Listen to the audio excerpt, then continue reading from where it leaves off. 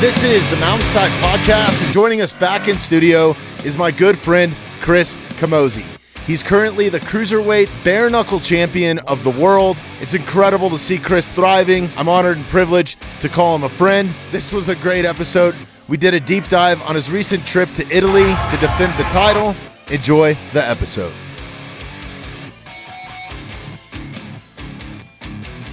Should we just start rolling? Let's roll into this. Yeah. Problems is what it is. Like, the more expensive equipment you get, the higher end, the bigger like the files are. But we've been crushing lately, dude. Thanks to you, man. Oh, non thanks Dude, to me. yeah, no, But- you've helped me out so much with the podcast, bro. Oh, well, I appreciate that. Just like the guests that I've had in. Dude, thank you for introducing me to Sabo. oh, yeah, Like, yeah. what an amazing fucking broadhead, dude. This thing is insane.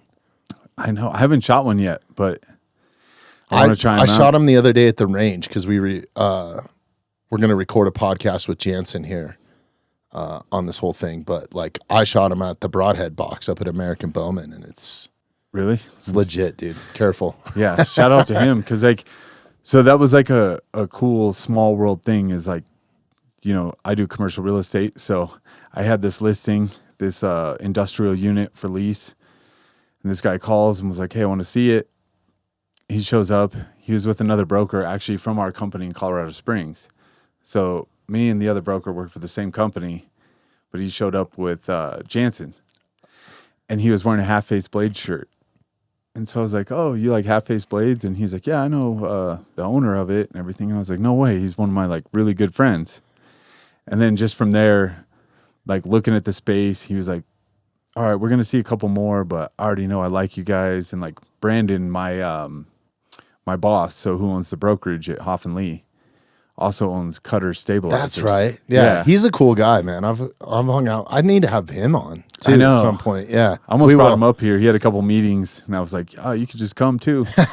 But yeah, so he has an archery company on the side. Okay, And so when we were I'll have talking you guys to Jansen, on at the same time or something would be rad. Yeah, Yeah. when we were talking to Jansen, he was just like, I don't know. I feel like this is a sign. The fact that it's your guys' the landlord owns gun shops. And so it was like into hunting, guns, everything. And he was just like, I feel like this is the perfect fit.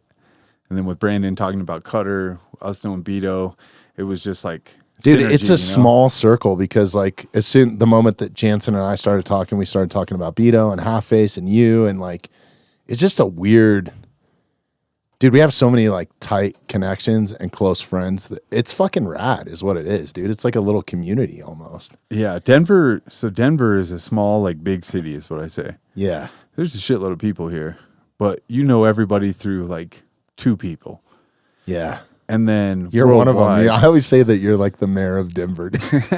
Like, you should be the actual mayor, dude. Oh, Fuck our fine. current mayor. Hey, I might do better than Mike Johnson. Yeah. Maybe not because I don't know all the ins and outs of the. Oh, you don't need to, dude. You just call the squad, right? Like, Yeah, I don't think he does either. He hasn't been doing too well. dude. I mean, No. our I mean, politicians here. you probably have more common sense than he does. Not to open with this, but fuck that guy. No, we can Yeah. open with it.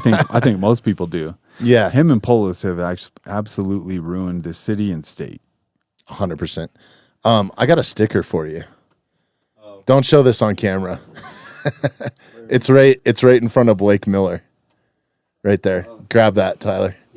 Yeah. We're gonna have to blur it out or read it. something. Oh, maybe I shouldn't read it. That's pretty I'll awesome. read it. It says our governor's Yeah, it's kind of funny. literally and figuratively. Don't leave without that. I'll Yeah. hook you up. Yeah, dude, it's fucking crazy. But before we start rolling and back to bring it back to community, it's cool that golf tournament that you guys got going on with. Is it with Henzo or Hendo. Hendo? Dan That's Henderson. Dan Henderson, Dude's a legend. Like so fucking absolute legend. I've gotten to meet him and hang out with him and party with him over the years, so that was cool. But going to his golf tournament was really cool. So all the donations go to a charity, or I mean, all the proceeds go to a charity, usually military involved.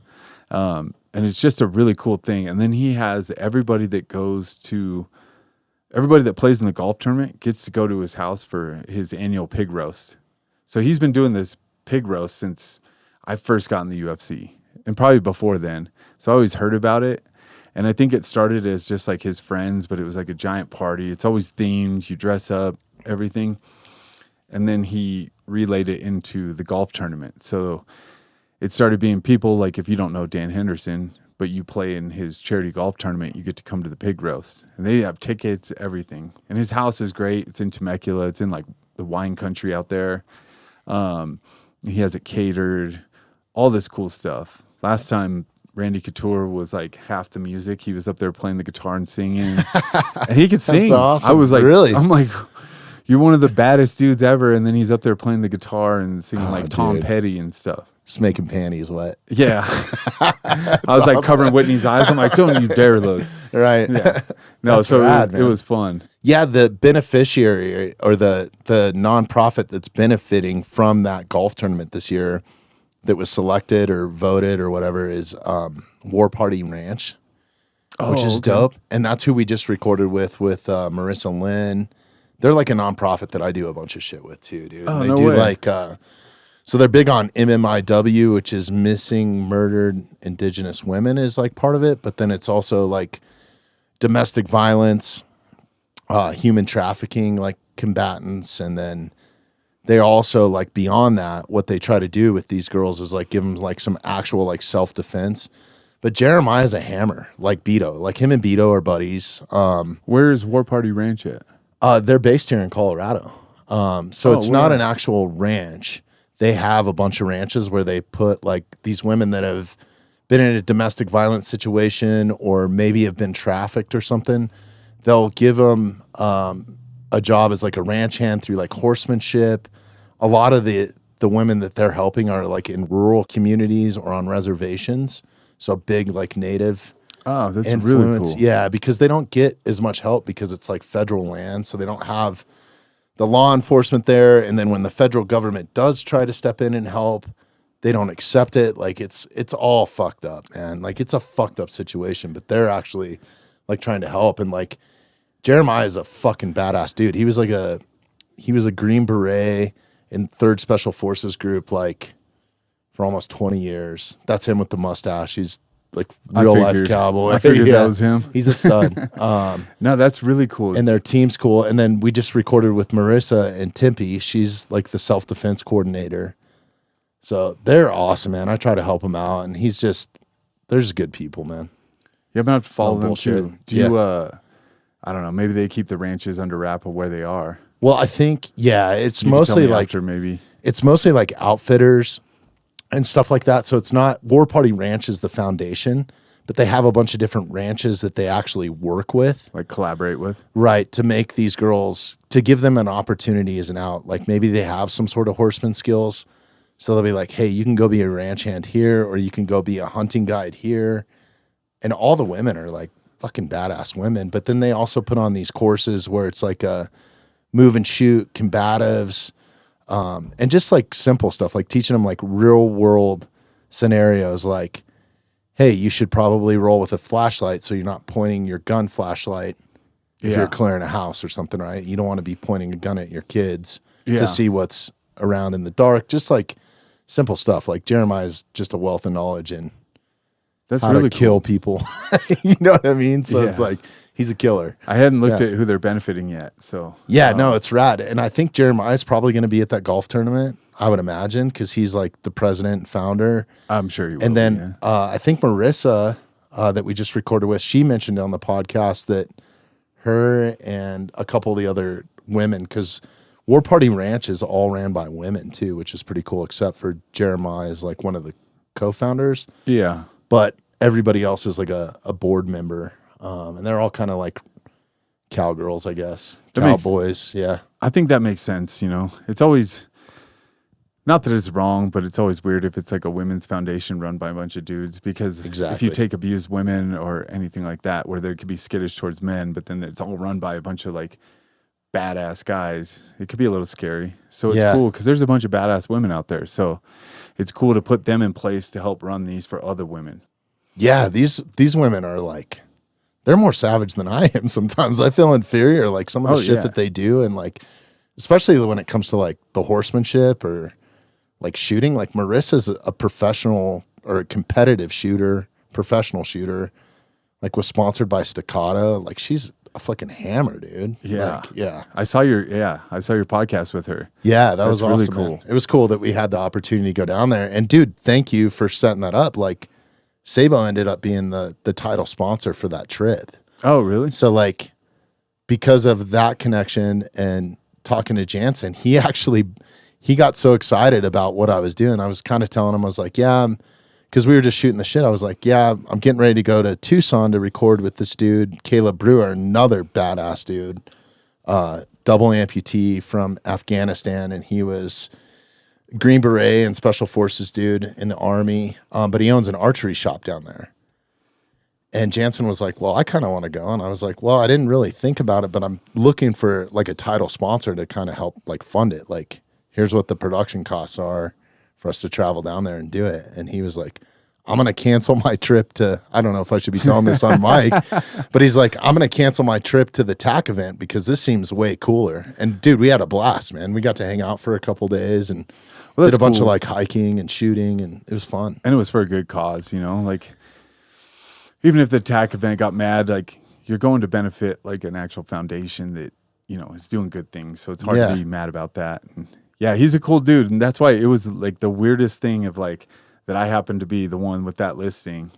And then since then, yeah, I was telling him like, oh, you know, I'd like to help your business. Cause again, for me, like it sounds selfish, but at the same time, like doing commercial real estate, I like helping people in small businesses too. We've talked a ton about Colorado and how corporations and other things are like ruining this state. So any small business, my brokerage, we also try to help them. Like once our job is done, the lease is signed, we don't just walk off. We try to help them like, let me introduce you to this person, or we have this client too that actually manufactures what you sell. Because in my eyes and the brokerage's eyes is if we can make you more successful, the bigger you get, the more likely you are to come back to us. 1,000%. If you burn people, they don't ever want to come back. That's one and done. Yeah. And this is like I just said, small, big city, right? Everybody knows everybody through like a little bit of connection. And if you start burning people, your time's going to run out real quick. But if you start helping people, then they want to refer you to their friends. And it's just a win-win in general. Like I said, selfishly, I feel good because I'm like, well, I just helped this guy, you know, and his business and this. Dude, you're like that in life, though. That's what I'm getting at. Like, you've helped me with the podcast. Like, you've introduced me to so many badass guests that we've had on that I've now formed like friendships with. Like, you're just that guy in general. You're just a good dude. Like, oh, well, thank you. I mean, I appreciate your friendship, man. Like, it sounds pretty gay right now, but like, no, but you're the man, dude. Yeah. No, I mean, that's how I try to live life. Like, I learned a long time ago, like, you never know who anybody is. Going back to when I worked at the strip clubs growing up. Yeah. When I first started, I was just like looking for money. Who's got money? Who's got money? You know, because I'm going to try to help them make as much money as I can. Then I started realizing the guys that don't look like they have money have the most money. Isn't that crazy? Like, people with like extravagant wealth normally look homeless. Most billionaires, you'll never know that they're a billionaire. You get some like millionaires and other people or new money that want to like be flashy. And don't get me wrong, I'll do the same thing at first, have fun with it for a while. Yeah. But then they like to lay low. And I started like watching the room because I used to sit at the DJ booth and just watch the room and be like, why is that guy dressed like shit? But he has like bottles, he has everything, not loud, you know. And then I would just go introduce myself and start talking to him. And there were guys that were like cowboys and shit back then. And when the girls would see cowboys walk in, they'd be like, oh, just some broke guy because he's chewing everything. And that was like... Little do they know he owns half face blades or something, right? No, just like some of those guys, like, you also don't realize how much farm equipment stuff costs. God, Most farmers are, if you take assets and stuff, are millionaires. Oh, big time. And a lot of them do have money. But you take those people that don't have to be flashy. They're not like rappers, like throwing money in the air, but they're the most generous, like nice people. They're also not like those guys back then in the clubs. I realized I was like, these are my people, because they weren't like the creeps that I had to kick out either.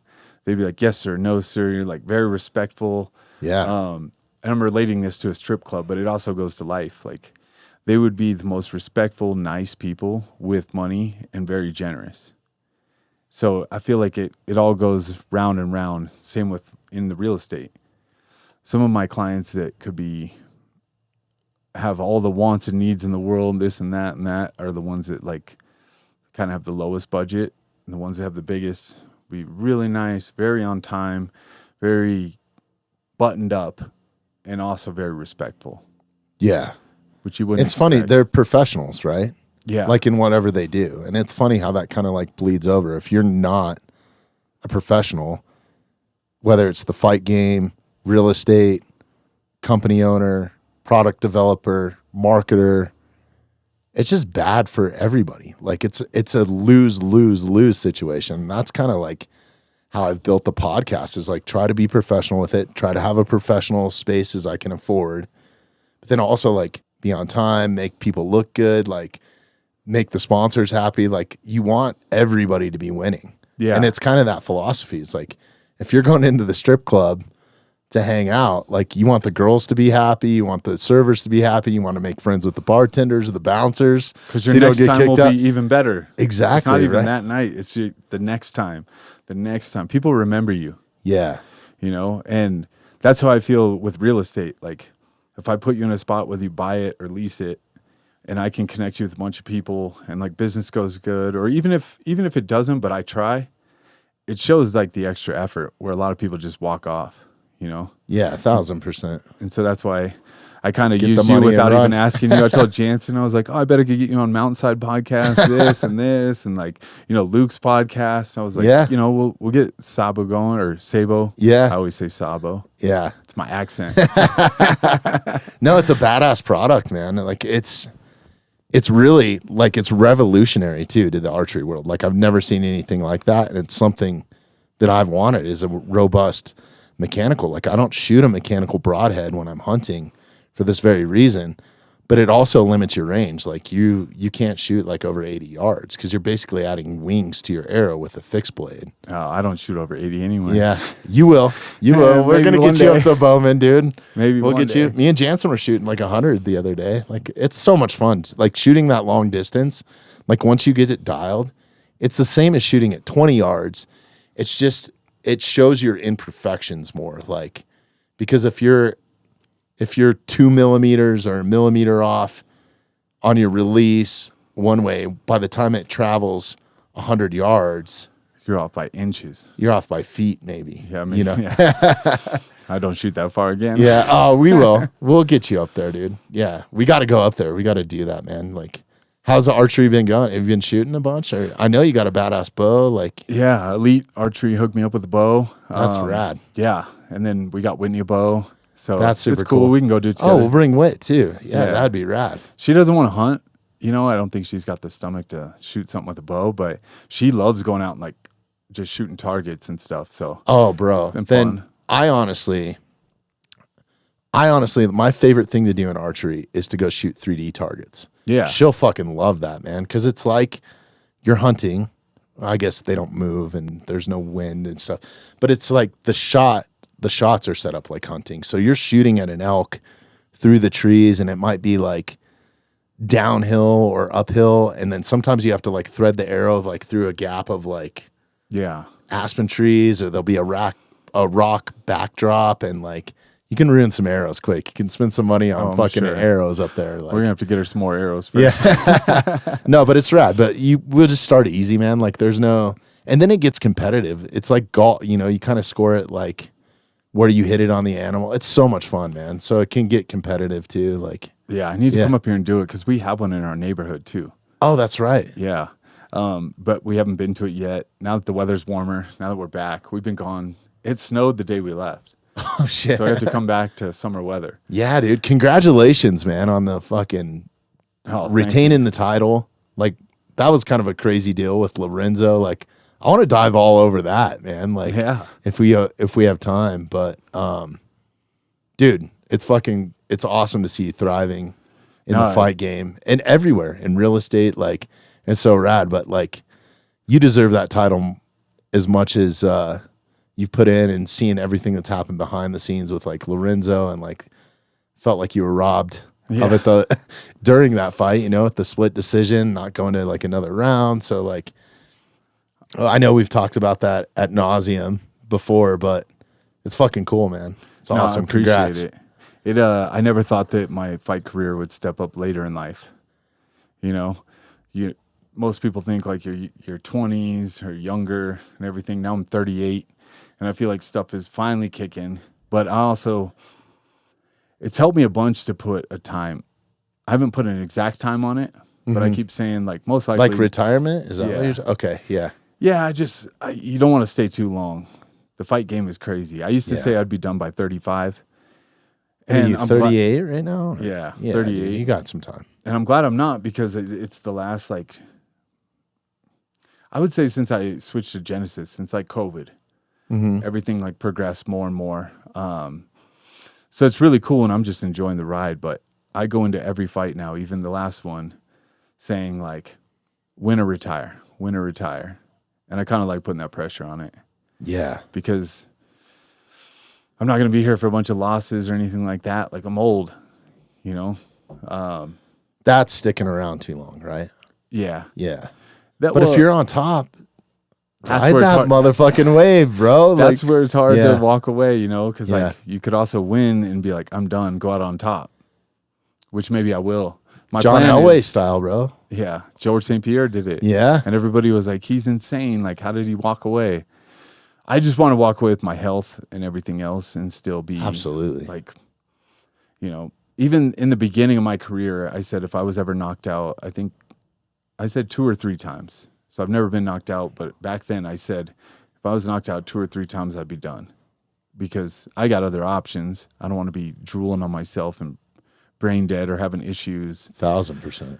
Now, I hope health is the won't. most important, dude. You should absolutely stick to that. Yeah. No, I can't say for the future. I mean, I hope I won't. I've taken a lot of hits, but right now I feel sharp. My brain feels like it's not skipping, or I don't have family telling me like, are you good? Like, it took you 10 minutes to get that sentence out. Right. No, you're good, dude. You're one of the sharpest dudes I fucking know in business and just like everything, man. Like, I look up to you in that aspect. It's just what you've achieved. And I know how hard you work too, like the hours that you put in at the gym and like what it goes. I don't think people understand what it's like to go through a fight camp and like go through all that. I mean, it's just fucking grueling on you guys, man. Like, it's fucking brutal. The camps are worse. Yeah. It's not the fight. It's not the fight, right? Because that's all everybody ever really sees. Yeah. Yeah. The fights are way easier than the training camps. You know, that's one night. Even if you get beat up, that's one night, as opposed to, I won't sit here and tell you I win every day in the gym. I get beat up in the gym every day. There's people in our gym, you know, that beat me up every single day, whether I'm world champion or not. And I think that that's like the most humbling part about it too. But that's the part that makes you, as I get older, I get more sore. I don't recover as quick. And then like, if I'm not ready for practice the next day, that's when I start realizing like, fuck, maybe I don't have it anymore. It's not because of the fight. Yeah. It's like, because if you're not showing up in the gym every day, then are you doing everything possible to win? Are you doing, because the other guy is, most likely, you assume they are. So that's the thing for me, because there's certain days where I go in and I tell my coach, like, dude, I am dead from yesterday. We got to tone it down a little bit. And so he's worked with a lot of like older fighters, so we get a little bit more leeway and difference. If you're 20, 25, going in there and you're like, hey, I'm sore from yesterday, he's like, get on the fucking mat. Yeah, dude, but you've been going through this. He probably trusts you guys a little bit too, because like, look at all the experience that you got. Like, how many fight camps have you been through? Like, I don't know. 40? No, 50? I'm in the 50s. I think I'm 50. Right? Because you're, I think 56 or 57. like 27 fights. and 15 or something, I think was like. The records are always Dude. different because they don't show, some of them don't show kickboxing and like the bare knuckle boxing, Right. so like MMA. I think I'm around 56 fights. That's crazy. That's so many, dude. Yeah. That's so many fight camps. And then add like, all the ones before that. yeah. The ones that don't even, I didn't aren't train even for on, those. baby. Right. Yeah, no, it's. So like for a typical fight camp, like in a perfect world, because like sometimes it's short notice, sometimes your opponent changes, like there's so many variables nowadays in it. There's so many different organizations now too, right? Like, Yeah. you got BKFC, UFC, PFL. Was it Global Fight League is the new one, or GFL? I don't think they're launching. Oh, really? Yeah. That's crazy. They came out of the gates like they were. Yeah. Fucking throwing money around and shit.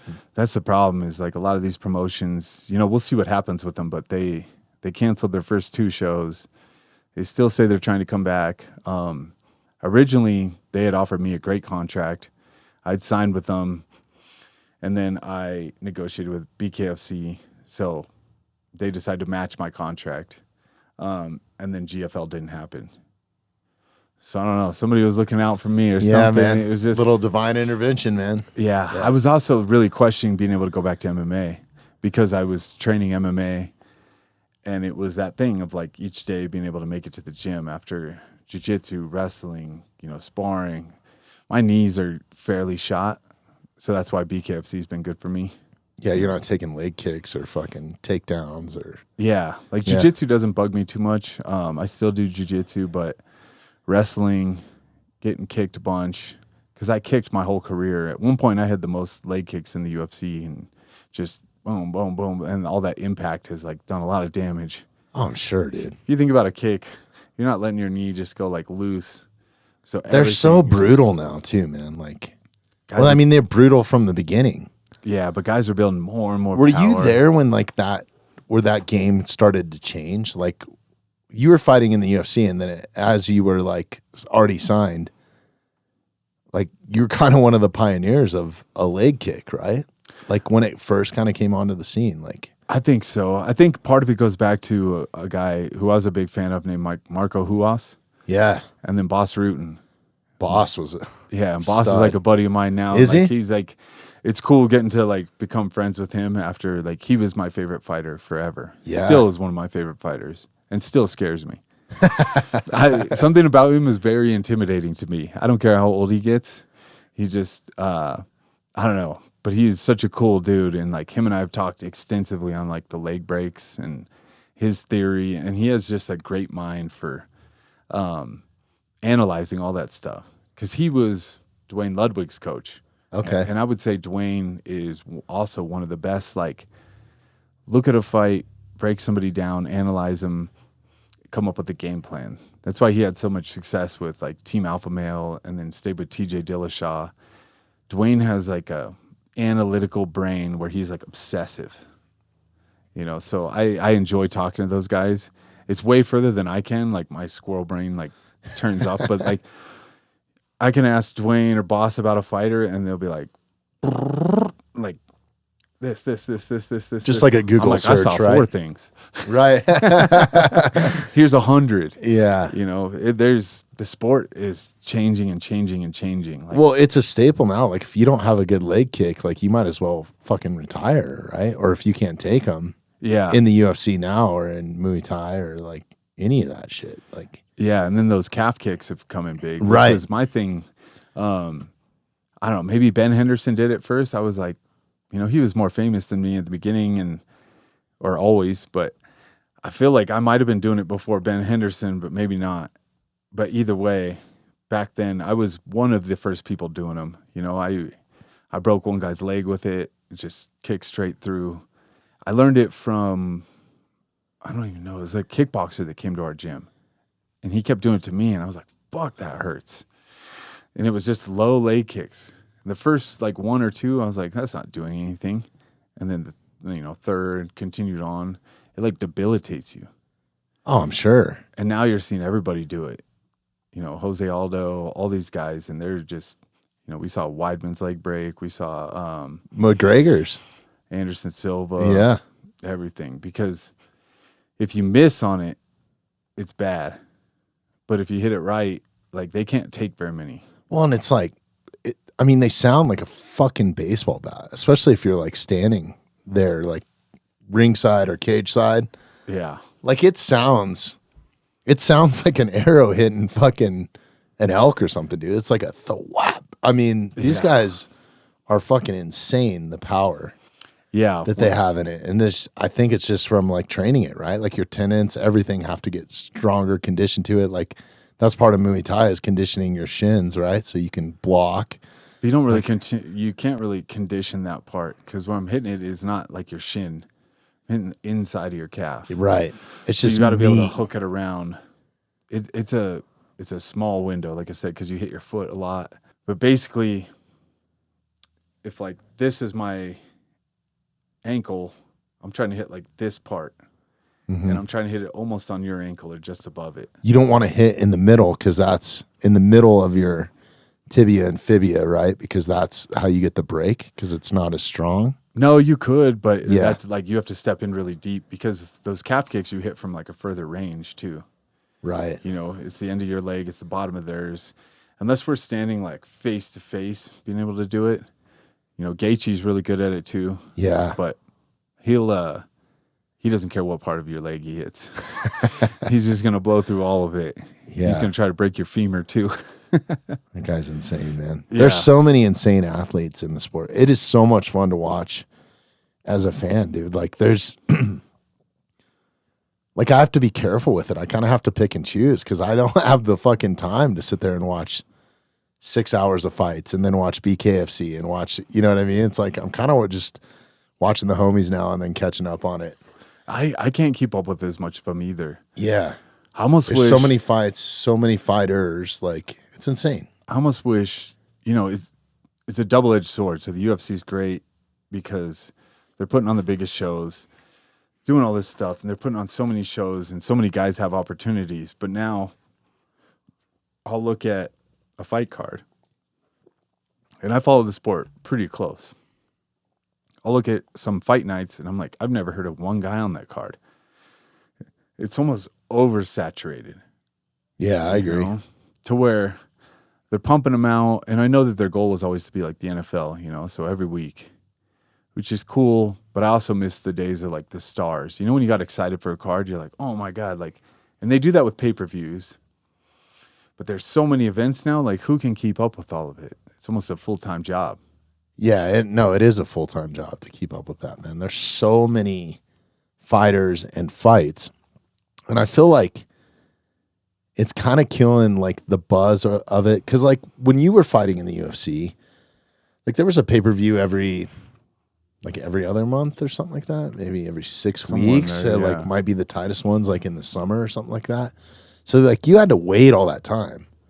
And then they started putting it on Fox, and that was cool. That was amazing. But it wasn't like every week. It was like maybe bi-weekly or something like that. Or were they doing it weekly at that point? Their spacing has gotten shorter and shorter. And again, like I said, it's cool because like more guys get opportunities and get to be in the UFC. But then like the cards are, not to disrespect the fighters, but like watered down. Yeah. And I also think that the UFC has pulled back on building stars.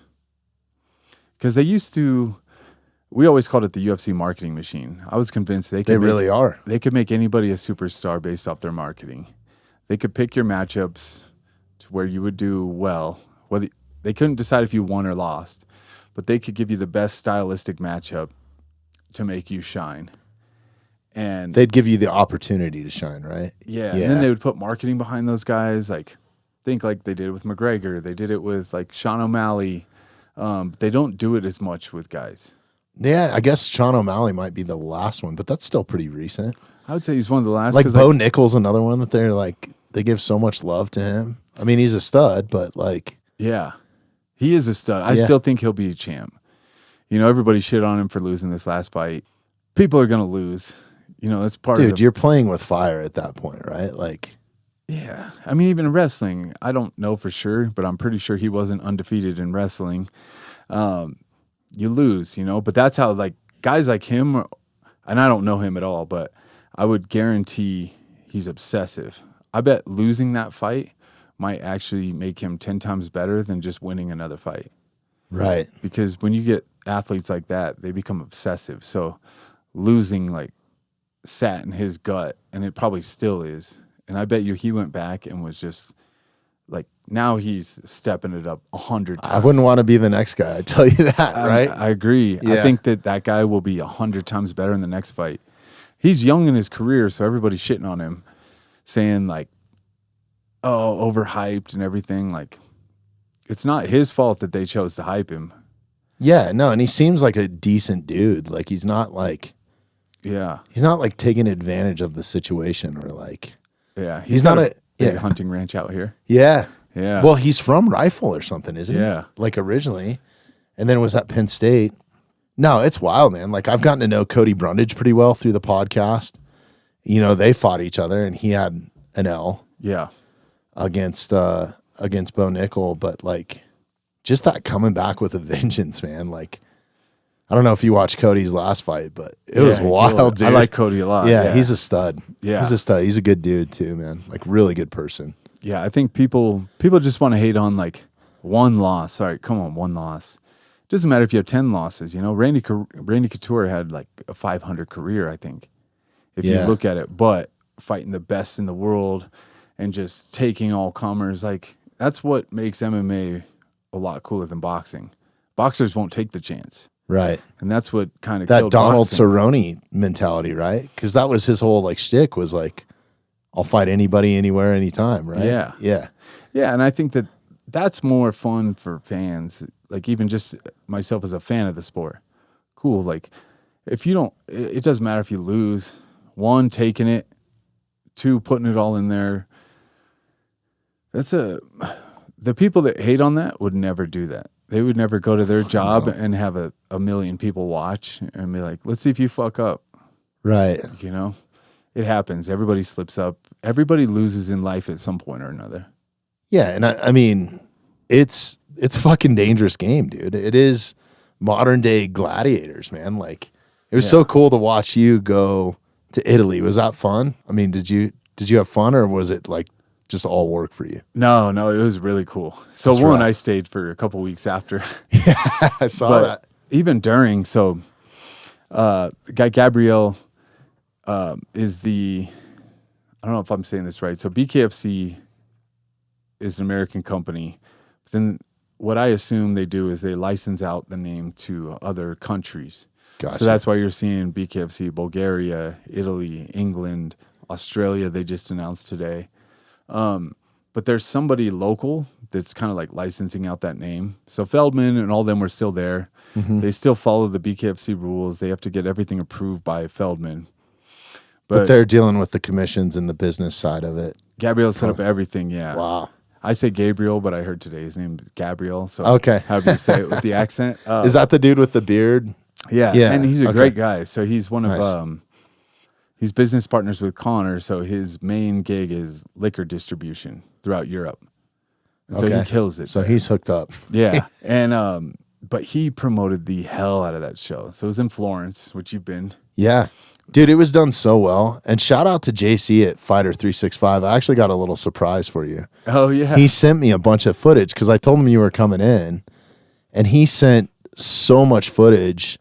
So we'll have to pull this up here in a minute. The champ is here. The door almost slammed on me. About to get 2 belts and a ring, baby. Yeah. Come home with that fucking medal, babe. Come home with bacon.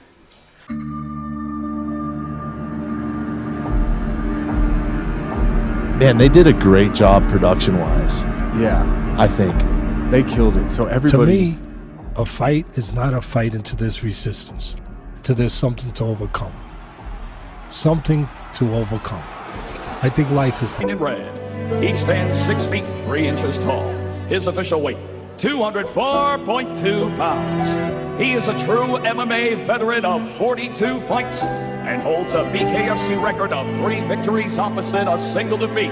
He is your reigning, defending BKFC World Cruiserweight Champion, fighting out of Denver, Colorado, USA, Chris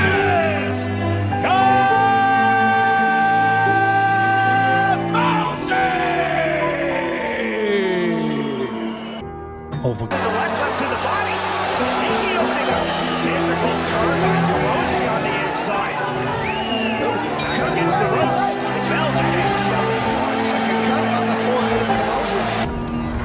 To be the samurai, to be the warrior, to be those things. Around Florence, like downtown near the Dome, and everything. People knew about the event. They were like, "Oh, you're like," all the fighters were getting like recognized. They promoted the hell out of it. And when I showed up to the venue, you know, I'm walking in the back, I could see the line wrapped around the building.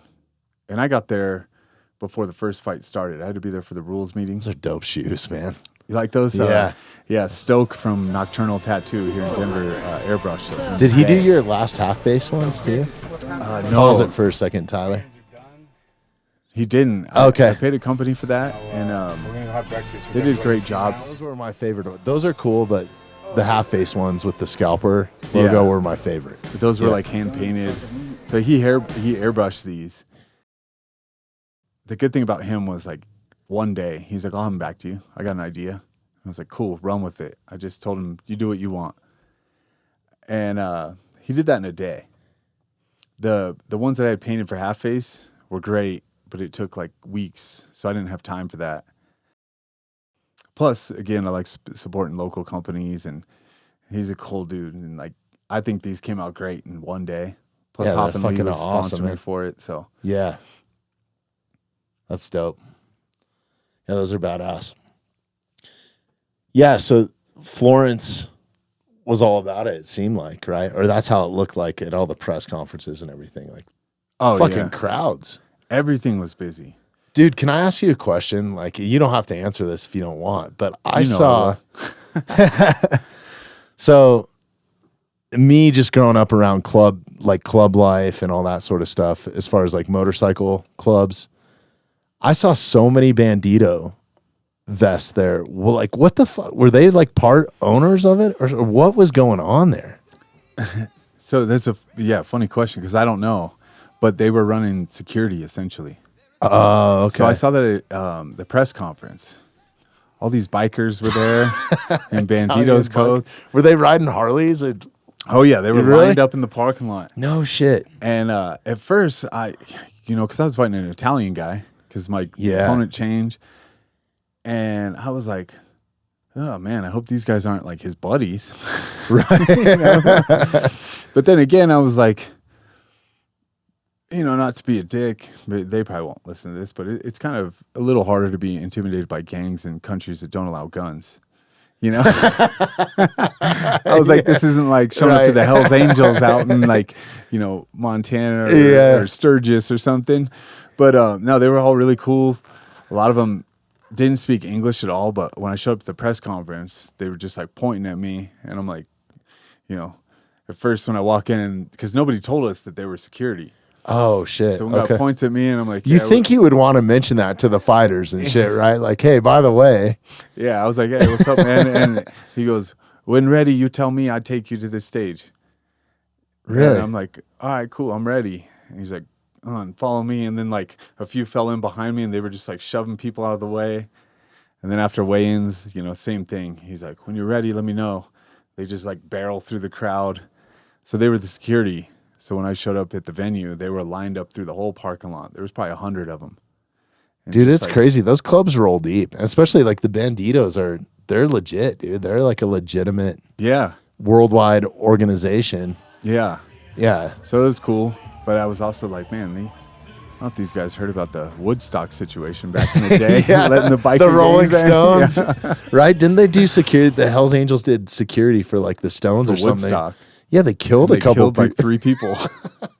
I think 3 people got stabbed. It's so funny because like I know a lot of club members, whether they're from all kinds of different clubs, but most of the guys that I know used to ride or still involved with like the Hells Angels, especially when I'm in the Bay Area. Like there's some guys there that have been like 40-year members that I know like personally, like we're bros, like me and you sitting here. Yeah. And I think like people, and they're the biggest sweethearts in the world. Like some of them, like I would trust them over anybody that I know in San Francisco. Like if I was really in a bind or really needed help. Yeah. And not like to move a dead body, but like, dude, I broke my leg. Can you get me to the hospital? They would do it for me. You know what I mean? Like out of the kindness of their heart. Like they're good people. Whether they're involved in organized crime or not, I don't fucking know, but like they're genuinely like good people, and they're also guys that don't like bullshit you. Like the fighter mannerisms. Like I bet people are intimidated by you if they don't know you. Yeah, You know what probably. I mean? Like, dude, you're a fucking bare knuckle boxing champion of the fucking world in the cruiserweight, like one of the top divisions. Like, They think you're just an animal. Like, yeah, oh, like God, he's gonna some punch me in the savage. face. Yeah, he might, but right, like, yeah, like, or like, I don't know. It's just like most of the fighters that I know, they just don't have anything to prove, and a lot of the club guys that I know are very similar. Not that there's some there's some scary motherfuckers that I've met that I'm like, I don't even want to be around you, bro. Like you're just Yeah. there's something off with you, right? Or maybe you're on too much meth, right? or whatever. Like See, they're cool till they're not. You know, that's the thing. It's like, Exactly. they have a business to run too, and I don't know anything about their business, but I know a bunch of them too, and they're great. If you know them, you know, and if you don't, like, yeah, good I luck. feel like it's I wouldn't want to be on their wrong side, but I wouldn't Yeah. want to be on your wrong side either. Yeah, well, I mean, I won't track you down, but I hope not. Please no, I thought don't. it was cool, and I think I don't know if they were a new chapter or not. Somebody had said that they're just trying to make a name for themselves, and they must have been affiliated with somebody promoting the event, but they did a good job. There was Yeah. no issues. They were super respectful to everybody. Probably better than the guys that they have like at our venues in the fucking yellow vests. Like, Oh yeah, for sure, dude, like all the shows that I've done where they're like supposed to be like watching the crowd yeah, to see what's going on. And it used to happen at rock shows or diva shows. Like we'd have Rihanna on stage and they'd be turned around like watching her, yeah, and a stage jumper would hop on, and then the real security would have to go take care of it, right? Like yeah. I the would say personal protection guys. But that's why they also have personal protection, is because event security, like the barrier to entry on that is nothing. You get like $8 an hour. You get some a of them are vest, like you 80 stand. years old, dude. Like, Yeah, you know, like telling you to get out of a seat, you know, like they're not even, some of them aren't even capable to be ushers. You know what I mean? Like they can't make it up and down the stairs, you know? Speaking of Usher, I think I told you this one time I was working with Usher Oh, really? at Red Rocks. Okay. So I had Usher with me, and we were showing up. We get to Red Rocks, and there's like an 80-year-old guy in the back. He would not let us in the back because we didn't have the badges yet. Usher's manager had them. And Usher was the headliner for the event. And this guy was like, no badge, no entry. And I'm telling him, I was like, look, motherfucker. I was like, this is Usher. He's the guy on the fucking billboard. His picture's right there. Right. Like pointing. And I was like, here's a flyer. This is him. Look at the flyer. Look at him. He's probably the closest thing to like a superstar too. Yeah. Like the closest thing to Michael Jackson since Michael Jackson's been alive. And we're just trying to get into the dressing rooms and Oh stuff. my And the guy was God, like, dude. I don't care who it is. He's like, if it's the president, he's not getting in here without a badge. And I'm like, you're making me look like shit right now. Like one, we were really late, so I didn't get the badges, which I would have. Yeah. We weren't late because of me. But yeah, the guy would not budge. And I was like, are you kidding me? I'm like, he's the headliner of the show, like yelling at him and everything. Right. Finally, Usher's manager comes out with the badges, and he's like, all right, let me. And then he checked all of them. Oh, of After course, make sure came they out of weren't the bag, counterfeit. And I was like, are you fucking kidding me? That's crazy, man. Oh, yeah. Yeah. I And know then exactly some what of you that mean. security, like there's been moments where it's funny because I get invited to like shows. Like I was at Red Rocks the other night, and I got hooked up with passes, but I had to go backstage to get them, just like that same scenario. But because I was by myself, and maybe it's because I always wear black, I'm like fucking Johnny Cash, And you just dude. walk and don't stop. I just fucking kept going, and I just went into the production. It was no big deal. Like I had a pass. I wasn't like trying to get one over on them or anything, but nobody fucking stopped me. And it's always like, makes me wonder, it's like, it's fucked up to think, but it's like, dude, what if I had a gun, or what if I was like, I've done that. You know what I mean? Like it's so easy. Like I guarantee you, almost any venue, like I've done it at Pepsi Center too. Like when I was going to see 21 Pilots, I was taking my kids. Me and my two kids walked right past security at the loading dock. Yeah. Just because I knew exactly where to go. I think that that's part of it. Like if you've been in those venues before, you know exactly where to go and what you're doing. But if you're like looking around, but I was just beelining and nobody said shit to me. Like Yeah. not one thing. And I had passes to that thing too. So it wasn't like I was trying to get one over. Like I did that at Angel Stadium, working private security, we're all carrying. And and everything. And so the brief beforehand, they're like, listen, they don't want us to carry it, but fuck that. We work for the client, not for them, not for the stadium. Any metal detector you see, walk around it. So the entire night, walking through the stadium, every metal detector, I would just walk to the side of it and walk through. And they'd be like, excuse me. And if you just look straight ahead and keep walking, and I mean, I have a gun on me and everything. And Yeah. I just don't even look back, keep walking. They would say, excuse me, something like that once. They don't follow you. That's Every crazy, single man. one for 9 hours. Just, Yeah. You got to look like, well, shouldn't give people tips. You look like you know where you're going, and you Exactly. just don't stop. You do. You got to kind of look the part too, right? Like, I guess. Yeah. Yeah, you can't just be some punter, as we call them. Yeah. It's crazy because like the most security I've ever seen and the scaredest I've ever been in my life is working the Super Bowl halftime. Oh, yeah. Bro, like I've been to the White House with bands, and the security at the Super Bowl halftime is way more than like the very first one that I did, there was like snipers in the roof, and I had to like, All of them. yeah, all of them. Most people don't know that they might have had a gun pointed at them. Oh, dude, they're watching you through their The scope. Snipers are up there, like scrolling. Like I the had to crowd. go explain to them, like, hey, I am the rescue plan if something happens with the talent, and I'm going to be dressed in all black, and I'm going to be going towards the artist. So like, please remember my face. Here's a fucking Snickers bar. Like, please don't shoot me. Like, and you make friends with them all, but like just the shit that I've seen behind the scenes there. I remember, so I was at Super Bowl 50 when the Broncos won. Yeah. Wolf's team won, which was fucking epic. But By the way, fuck that guy. I am so sore today. Him and did I, he beat you up or what? we lifted before Okay. EDC at Flex Lewis's gym in Vegas. Oh, nice. He's like, let's go to the gym. So it's like straight bodybuilder gym. But I could barely put my shirt on today. My chest dude, feels you like look it's gonna you- rip. Yeah, your shirt looks like it's gonna rip. Luckily, we didn't do legs because we went to like a show all night. But yeah, we did like chest, buys, tries, shoulders, and back. But like bodybuilder style, like 20, 15, 12, 10, like heavy. To where he's like spotting me, he'd like, finish it, get the last one.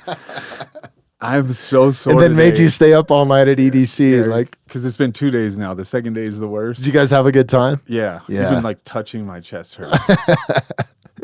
That's awesome, man. But finish what you're going to say. Sorry. No, it was just Super like Bowl 50. Yeah, Super Bowl 50 was like might have been the pinnacle of my career.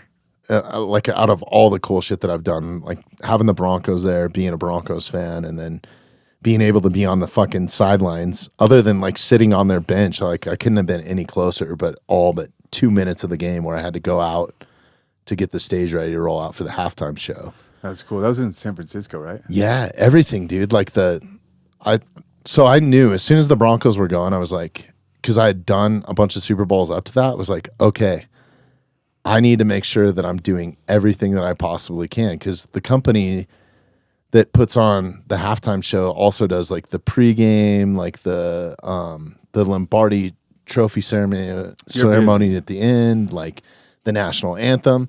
So I knew that from all the years prior. So the way that they do your credentials, which the background check is insane on that. Yeah. But the way that they do the credentials is they have all these little different like colored letters, and it means like different times that you can be on the field.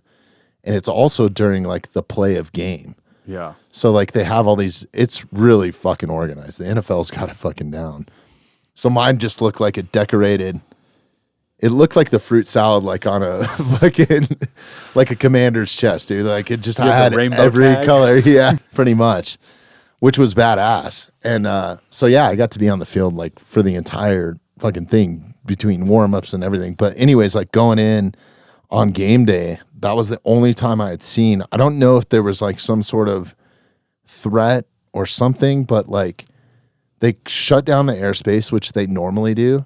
Yeah. But there were so many like Blackhawks and just like there was so much Overwatch. It was fucking wild, dude. Like, and I've done like presidential stuff, but then not only that, and I don't know that they were loaded or not, or if it was just an intimidation. We passed probably 15 Humvees with 50 cal turrets on the top. They had those like buffalo trucks, like the bomb trucks, like blocking all the roads, so you could only get through, and you had to like zigzag through them. Yeah. In a golf cart. They're all loaded. There's no point in having it unloaded. Dude, like, yeah, why have it there if it's not? And then they also had like this whole like biological like washdown station that a lot of people don't know about, that's like in one of the back parking lots. So it's like if there's a chemical attack, they can actually like save some people. Yeah. I feel like maybe the people in the boxes. Yeah. All the rich people. Yeah. I think most people don't know that like how much goes into that in the back end of like even threats. Like when those come through, like they don't put it over the intercom like, hey, you know, unless it's like a serious bomb threat, like we got to evacuate the stadium. Right. But they don't put through like active shooters or anything like that, because it causes panic, and then the panic causes like fucking melee. So there's so many things that go on in the back that nobody knows, you know. I've been at events like over the radio, like, hey, we got, you know, this person, this happened. There's things being talked about and like people being drug out that you never even know about. Oh, it's crazy. Yeah. Yeah. If people really knew what goes on, I think they probably wouldn't show up to a lot of events. Yeah. Like straight up. Like I had some guys, I wasn't there, but on that whole Ariana Grande thing, talk about a country that couldn't have guns, shit that happened in Paris. Like I had crew out there and friends and stuff. And then I've had friends at like the Las Vegas shooting at Mandalay Bay, and like, it's terrifying. It's crazy, man. Like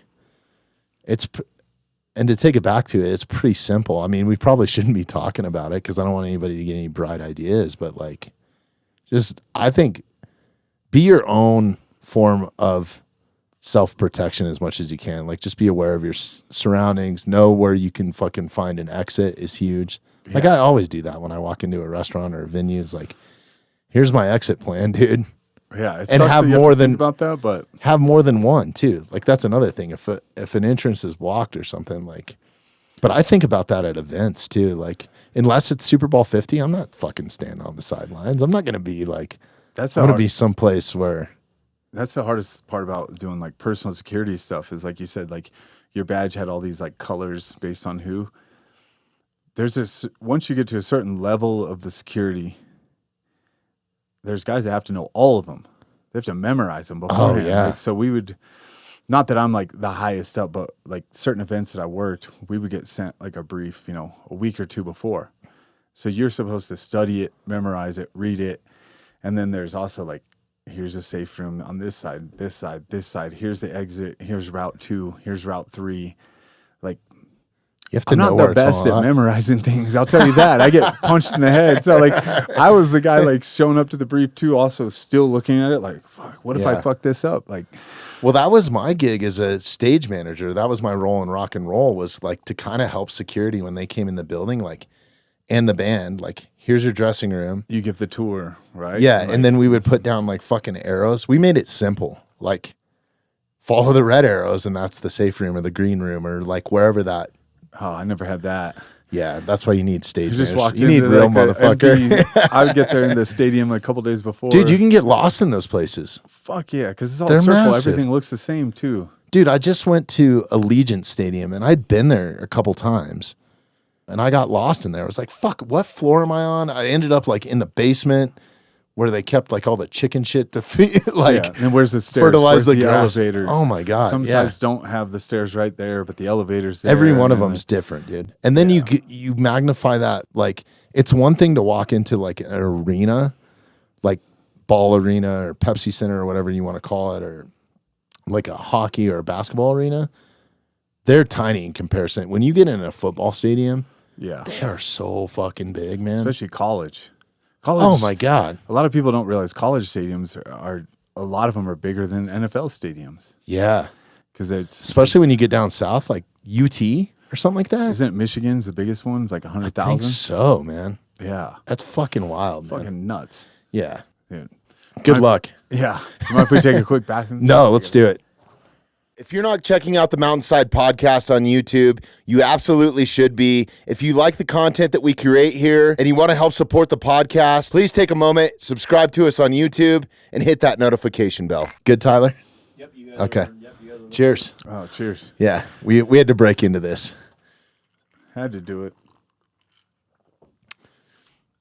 Yeah, we were on personal protection there for a minute, but I only had one personal protection gig. Just I got hooked up by a friend. He's like, dude, you want to make like, I can't remember what the number was. It was stupid money. And it was for AVN.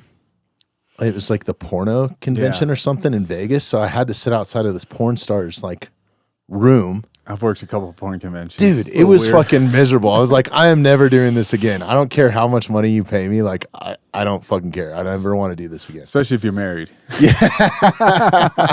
Well, it was like the most boring fucking job I ever had. Like nothing happened. Like the porn star, you would think porn stars are going crazy. They're not, dude. They're like, they go to their room and sleep like hermits, dude. It's not so much about them though. It's about like the weirdos. Like, Yeah. the problem with that industry is that they draw a lot of like stalkers, weirdos, creepy people. They're like, oh no, I know her. I've been talking to her online. Like, I've seen her naked so many fuck times. off, dude. Like, Yeah. she doesn't know you. Like, get out of here. It's so crazy. Yeah. Oh, dude, can I ask you a question while we're on the subject of that? Yeah. The last time you were on, well, it's been 2 times ago. That crazy shit happened to you guys in Boulder with you and Whitney. Like, whatever ended up happening, is that completely like you had a court case and all kinds of shit happening, right? Yeah. No. So, fuck yeah, that's right. We never finished it. Yeah. Because it was in the middle. So, brief summary. And I've seen you a bunch of times since then. I can't believe I haven't Not in asked this. jail. We just, I figured it's all good. No, I mean, it was completely justified. Like I said, you can go back. I'll give like a quick summary, but you can go back on the last episode we did. We talked about it. I think it was 2 episodes ago, maybe even. But yeah, crazy thing, like stalker situation. Yeah. So my Fucking- fiance had this guy that would always send her videos for years about how he's going to cut her head off, how she was a witch, all these things. And that was like 6 years ago. So we've been together 5. It was before I even knew her. And then come to find out, he lived in Colorado. We found out in a weird way. But anyways, he would send her these videos about how he was going to kill her and she was a witch and she put a curse on him. And she'd never met this guy in her life. And one night we're at a boxing event in Boulder and it was 10 p.m. He comes walking up to me. And I'd already seen the video. She told me all about it and everything. He comes walking up to me while I'm pumping gas. And he was just like, "You're Chris, right?" And so I thought, here's where I die. He had a coat on, backpack, everything. Fucking crazy, man. There's some crazy ass people out there. Yeah. And I recognized him. So I started walking towards him and was just like, oh, yeah, like being cool to him. And then as soon as I got close enough, I like grabbed him and I was like, "You're that weird motherfucker that's been saying all this shit," and beat him up, And then, of course, Boulder, being one of the most liberal cities in America. Yeah, their marriage sucks too. Yeah. Wanted to charge me though. And I sent the detective everything. When I left that night, I gave my business card to the security guard. I was like, "I know the cops are going to come. Have them give me a call." I was like, "I'm not a psycho, but I'm not going to wait for that guy to go get a gun and kill us." So the cop called me. We talked.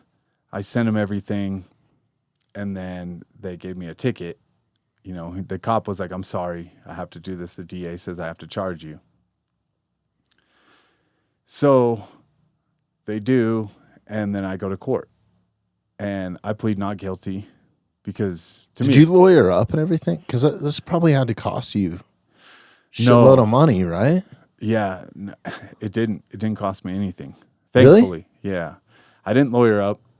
I felt like I was justified in everything that I did. And it shouldn't cost me anything. Because I think that there's a lot of women and a lot of people out there that deal with shit that they can get buried in legal fees and other shit. And it shouldn't, because it's not their fault, In my eyes, we were the victims. I'm minding my own business. I go to a boxing event, and then this guy walks up on me. I didn't go find him, nothing else. He had literally for years threatened to cut her head off, send all these videos. I had him on video talking to the camera, saying all these things. I shared it with the cops. It's so fucking stupid that you had to go to court because didn't you yeah, like you just said, you shared all that information with the cops, right? When they showed up at your door, you were like, I remember you telling us the story, like, look, here's all the fucking emails, the texts, the fucking DMs, whatever it was. Like, you had it all saved, right? Yeah, I still have it. We can even play one of them on here. I'll send it to you. Oh, shit. Yeah, no. No, let's weird. not give the guy any fucking credit. Fuck that guy. No, fuck him. Yeah, no, so I had to go to court. First day I show up, they do a continuation. So I went to court like a total of 5 times. And the first time the judge was But like, that's still costing you, even though you don't have a lawyer, like that's still costing you money. That's time you got to take away from work, making money, Time, doing gas, promotions, effort. fight Yeah. camps. Yeah. It cost my time, effort, and then, just gas. But I wanted to prove a point too. And Whitney was like, are you not going to get a lawyer? I was like, no, fuck no. I will drag this out. I'm not the most famous person. I was like, but if they really want to charge me, I will send this to every media person, everything. Like, I got a lot of friends in the media and stuff. Like, I'll blow this shit up. And first time I went, they wanted to delay it. Right. So I'm there, and The DA. yeah. Yeah. And the judge was like, is your attorney present? And I was like, no, I don't have an attorney. I'm representing myself. And they're like, we want you to get an attorney, and we highly recommend you get an attorney. And I was like, I'll represent myself. So I went home, I watched a bunch of Suits and, Watching Law and Order, dude. no, I like, it was literally like, I wanted to prove a point because why should it cost me money? I was minding my own business. I don't even know where this guy was, anything. Well, that's just crazy because I think so many people, like you said, get caught up or buried in legal fees. Like, I honestly probably would have spent the money. Like, I got buried in it. I thought about it. I looked at attorneys. And I've gotten stuff. buried in it before. And even though like I can afford it, but it was going to be like a couple $1,000s. And I'm like, for what? Why? It's a clear cut. To me, it was a clear cut case of like, here's all these threats. I'm at a gas station at night. This guy comes up to me. I think he's going to kill us. Like, you didn't go looking for him. He came looking for you, too. Yeah. And I told them, like, had he just walked in the gas station, gotten something and left, I would have never known that guy was there. He walked up to me. So we went through, I had to show up about 5 times. And it kept getting pushed. They kept telling me, get a lawyer. I'm like, no. They offered me some plea deals. The plea was anger management and a year of community service and all this shit. And I was like, declined.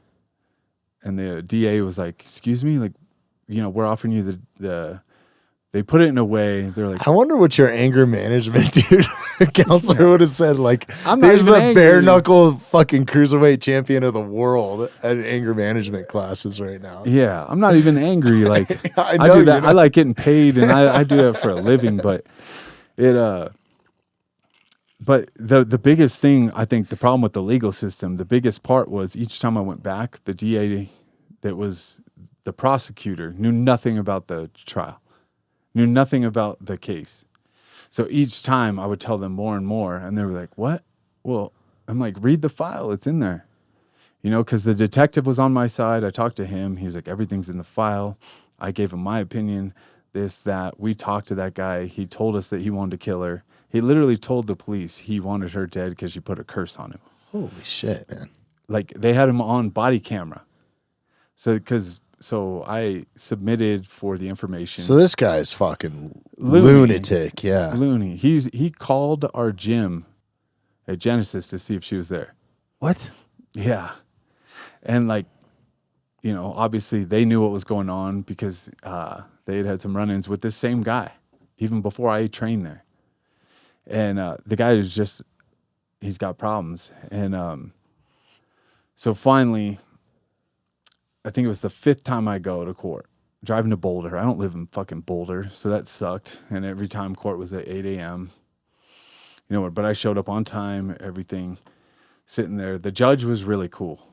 I can't remember her name, but she was really nice and like very descriptive about everything. Like, do you understand if you're waiving your rights to an attorney? I was like, I do. And then finally, like the last time, I was just like, I said the same thing. I said, look, had that guy walked into the gas station, got a drink or something and left, I would have never known he was there. He came up to me. And they, again, after the 5th time, were like, hold on. The DA was like, he came up to you? And I was like, yeah. Did you not read the case at all? Like, have you not read any of it? They just offer you a plea.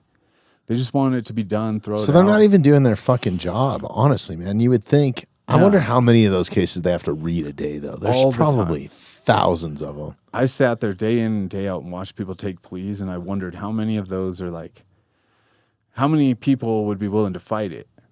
And just because I declined it, and then finally that day the DA was like, motion for recess. After I said that, I was like, he came up to me. If he had just walked off, I would have never known he was there. I didn't go find him. And they said, can we have a few minutes, Your Honor? The judge was like, sure. And they came back and they're like, we would like to suggest essentially dropping it. I forget the words they used.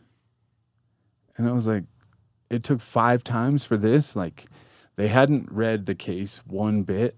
They just read the summaries and offer you a plea. So I could. You're just a number at that point, right?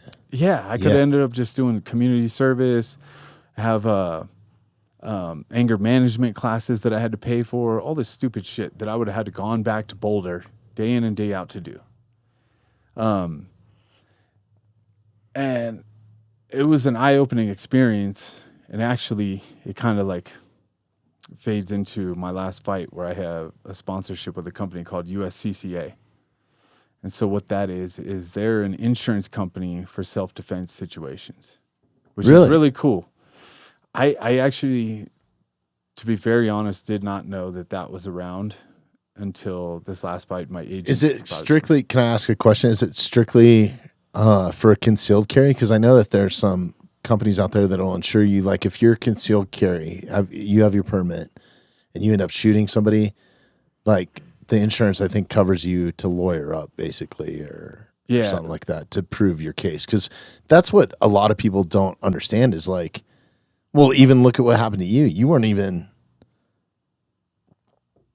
put in a situation where you had to shoot somebody. You were just basically defending yourself in the fact that, like, you don't know what this guy has, if he's wearing a backpack and a fucking puffy jacket, and like, who knows what he would have had. Yeah. Like, you absolutely did the right thing. And probably the most ethical thing towards him was to get beat up by you. Like, dude, what if you were carrying? I was. Really? Yeah. Well, actually, so I learned a lesson there too. I was, and I took my pistol out and put it in the car, in the door to get gas. Cause you think nothing's going to happen. We always think nothing's going to happen. Right. Right. But I mean, I could have got it. I'm right there near the door. Right. Probably not quick enough if he had a gun. So that was an error on my part, but close enough because he didn't, apparently. But yeah, so USCCA, what's really cool is they will offer you insurance, and it's very cheap for, as long as you can prove that it's a self-defense situation. But for fights, for anything, defending yourself. Really? Which I'm gonna sign up for this shit tomorrow, dude. If you got State Farm, fucking any of those other, like, whatever, nobody is insuring you like that. Is this their website? Oh, dope. Good job, Tyler.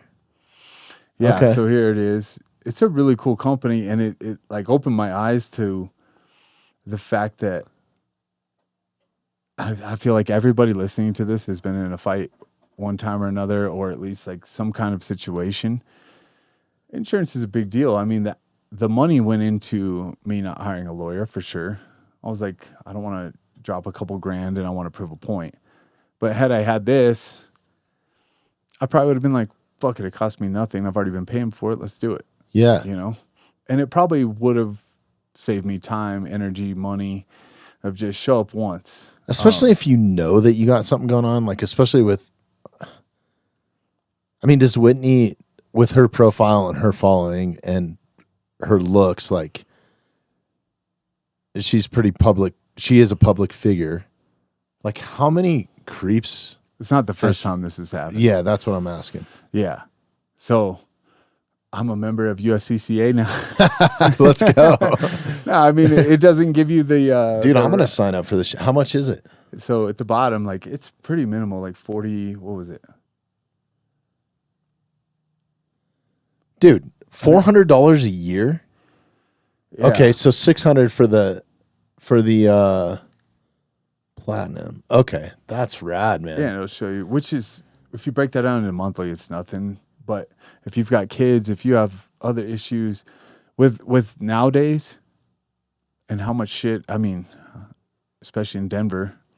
You know, it's dude, if you're living in inner city, this is a no-brainer, especially if you're a vigilant person. Like, probably most of the people that listen to this podcast will probably carry a sidearm or round weapons or are, dude, even if you're just at, like, think about, this is why I don't go to UFC events. Yeah, even drawing on somebody, you know? Yeah. You don't have to kill somebody. Drawing on somebody. Fuck, dude. You You better get ready to go to court. You can get sued for never touching somebody, but these guys will back you.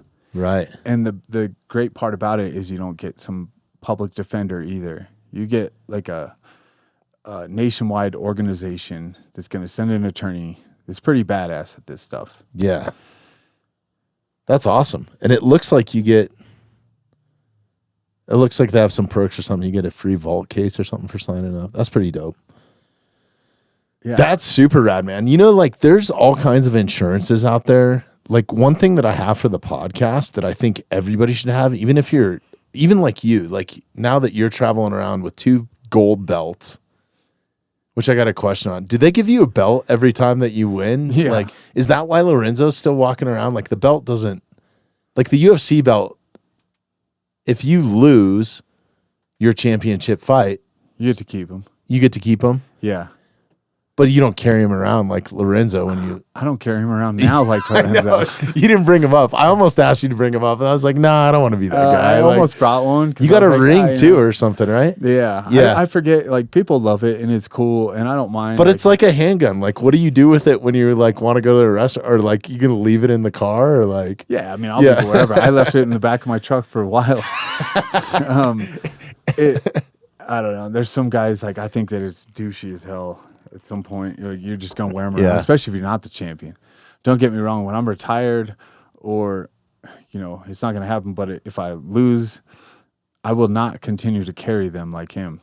Right. You know, it just, you look like a fucking dork. You do. You look like a dork in general. Like, I'm not walking through the airport with one around my waist, Yeah. one around my chest, so everybody knows. Well, that's kind of my gripe with it. Like, I think the UFC and boxing kind of does it the right way. Like, you don't see a lot of those guys walking around with their belts. And it's weird to see guys walking around with belts like that haven't even fought in a BKFC. You know what I mean? Like, that's weird too. It's Who like, are you talking about? I don't know if he's a friend of yours or not, but it's like, dude, talking why? about Connor? Yeah, I guess he's got the right. He owns part of it, but It's like, a little funny to yeah. see, like, with the belt. Yeah. I want to see him fight bare knuckle. I don't know if we'll ever see it. Yeah, I mean, I think it'd be great. I get along with him well. yeah, He's a good dude, and he's helping, like, progress the sport a lot. I don't think the UFC ever lets him out of a contract. right. The UFC, their contracts are my Like the Mayweather fight was a co-promotion, right? So Yeah. not only was, what is it, $1 million box, or I forget what Floyd's promotion is, but it was like a co-promoted deal. So like they're splitting everything 50-50. the UFC was pay-per-view. co-promoter. Yeah. Yeah. Yeah, because I know, here's like an inside scoop. I won't say the numbers, but Connor told me at dinner he was offered a shitload of money. I'll tell you after this. Yeah. It was To like a leave the ridiculous UFC. number to box Logan Paul in India, and like the king of India or whoever was going to pay Yeah. an ungodly amount of money. And he was like, the UFC wouldn't let me do it. And he goes, I would have paid them. It was plenty of money. They would have made a lot of money. I would have made a lot of money. And he's like, they let me do it once, but they're not going to let me do it again. That's crazy. My Ultimate Fighter contract. But that's his claim to fame too, right? Yeah, but I Yeah. mean, if he's not going to fight in the UFC and he's going to make you money on that sense. Oh, he's like, going to why fight in not? the UFC again. He's got He has maybe. to. He has to, yeah. Well, he doesn't have to. He either Yeah. never fights again or he has to fight in the UFC. Right. My Ultimate Fighter contract literally says throughout the universe. It has in case of alien attack. Are you serious? Yeah, I'll find it. I'll send it to you. No shit. That's Yeah. wild, man. It- Throughout it the is- universe. It is the most. So if you leave the Milky Way, it's cool then. yeah, it's like over 100 pages long. That's the Ultimate insane. Fighter one. The UFC one is not as much, but but like you saw Randy Couture go through it years ago. Yeah. where he retired and then was going to fight for Affliction. I don't know if you remember them back Yep. in the day. And the UFC was like, "Hold on a minute. Our contract states your contract with us. You retired. So it's like a non-compete. But if deal you come too. back from retirement, we still own your contract unless they release you. Shit, man, that's crazy. So you were under contract. So Connor, I mean, maybe his is different, but if Connor's is their standard one, you're under contract, whether you retire, whatever. If you come back, you're So- with the UFC. Are there? I'm just curious because like the way that my business has always been structured, like say I work for Metallica, which I don't. But say I work for Metallica. Be a lot cooler if you did. I'm their stage manager. That's why I was asking if you're here at the end of the June because I might have the hookup on that. So, anyways, let's go. yeah. But like, say you work for a band or an artist, you're allowed to work for other artists. It's not an exclusive like contract with them.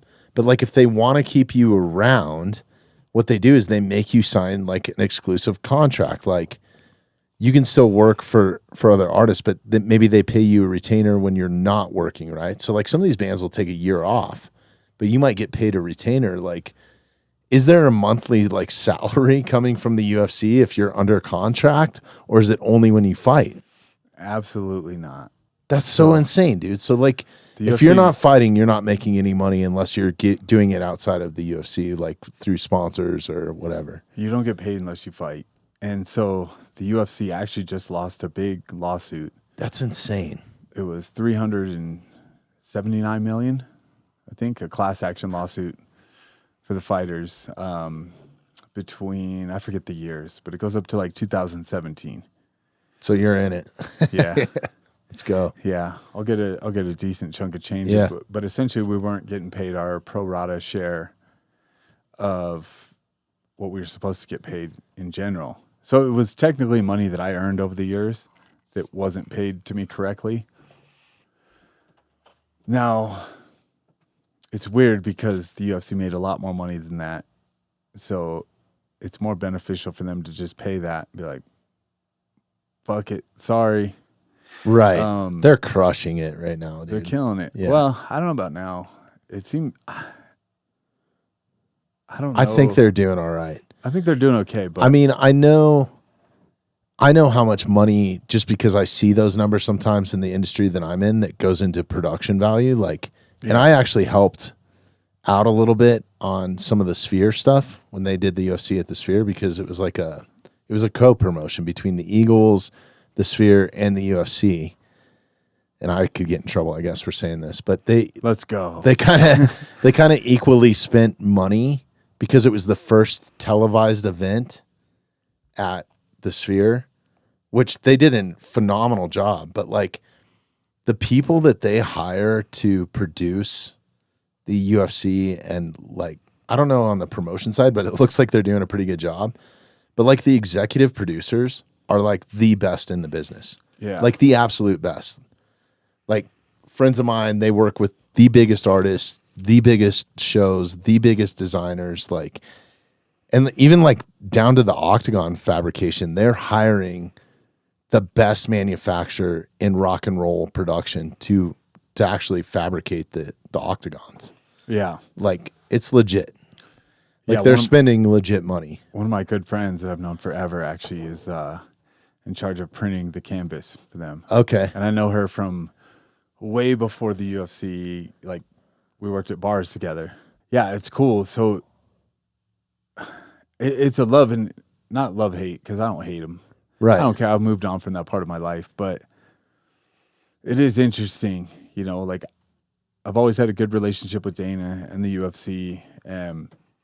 In my eyes, other than finding out they didn't pay me my fair share, they've always treated me pretty fair. Like, I got cut, but that was due to my own doing, you know? I don't hold any grudge against that. Like, my job was to win or leave.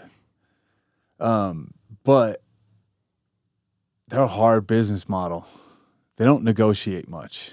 You got to have some real pull. You got to be Connor. You got to be somebody. Right. Because anytime a contract was offered to you, it was take it or leave it. You know, there's thousands of other guys that will take it if you don't. Right. They don't give a shit. And I mean, up until like, fuck, you could be even in the top 10, and I bet you they give you that deal. Take it or leave it. Who the fuck are you? Their machine is bigger than you could be. And the fact that the class action lawsuit was won was like a gigantic win because there's no union in MMA. There is a union in pretty much every other sport, but the UFC lobbies against fighters union. And so it's also really hard to get a bunch of fighters into an organized union, you know? Yeah. The UFC has that going pretty wild dudes, yeah. At least in like wild lifestyles, I guess. Yeah. At least in other sports, there's teams, right? Yeah. So like the team owner can come down on you before the league does and be like, listen, motherfuckers, we're getting in line. Keep you in check. Yeah. The UFC is a bunch of individually it's fight gyms, guys. Yeah, and it's not even gyms. Yeah, but like the fighters are responsible to unify themselves in a gym, and that's the most unification that they have is like maybe a gym, right? Yeah, and a bunch of guys there. Everybody thinks that they deserve more. You know, this and that. I'm bigger. Like you got a lot of big such personalities. A gnarly business, man. You got a lot of like feeling like alpha male motherfuckers that are like, no, I'm the baddest. Like, if he's getting more than me, I want more. Like, yeah. So it would be really hard to organize, but yeah. So the lawsuit was won, and then there's another one backing up to it, which goes. I think I might have 1 or 2 fights in that one, and then it goes on. Huh. But basically, it was due to them running a monopoly and telling guys like, beat it or take it, and they were killing the other options. You know, they bought Pride, they bought Strikeforce, shut them down. They were killing their competition, eating it. Yeah. So I don't know all the ins and outs of the lawsuit, but it's modern day gladiators, dude. It really fucking is, in my opinion. Like you're basically prisoners of, and it's close to slave labor. Yeah. If you think about it. So everybody thinks when you get on TV, like, oh, he's rich, famous, making millions of dollars. The guys in the UFC, the entry level is 10 and 10. 10,000 to show, 10,000 to win. That's so crazy. So call it, if you win, that's 20,000. You can make more money working at a fast food joint. Yeah. Like an In-N-Out burger pays you like fucking $25 an hour or some shit, I think. A high level of fights in a year is 4.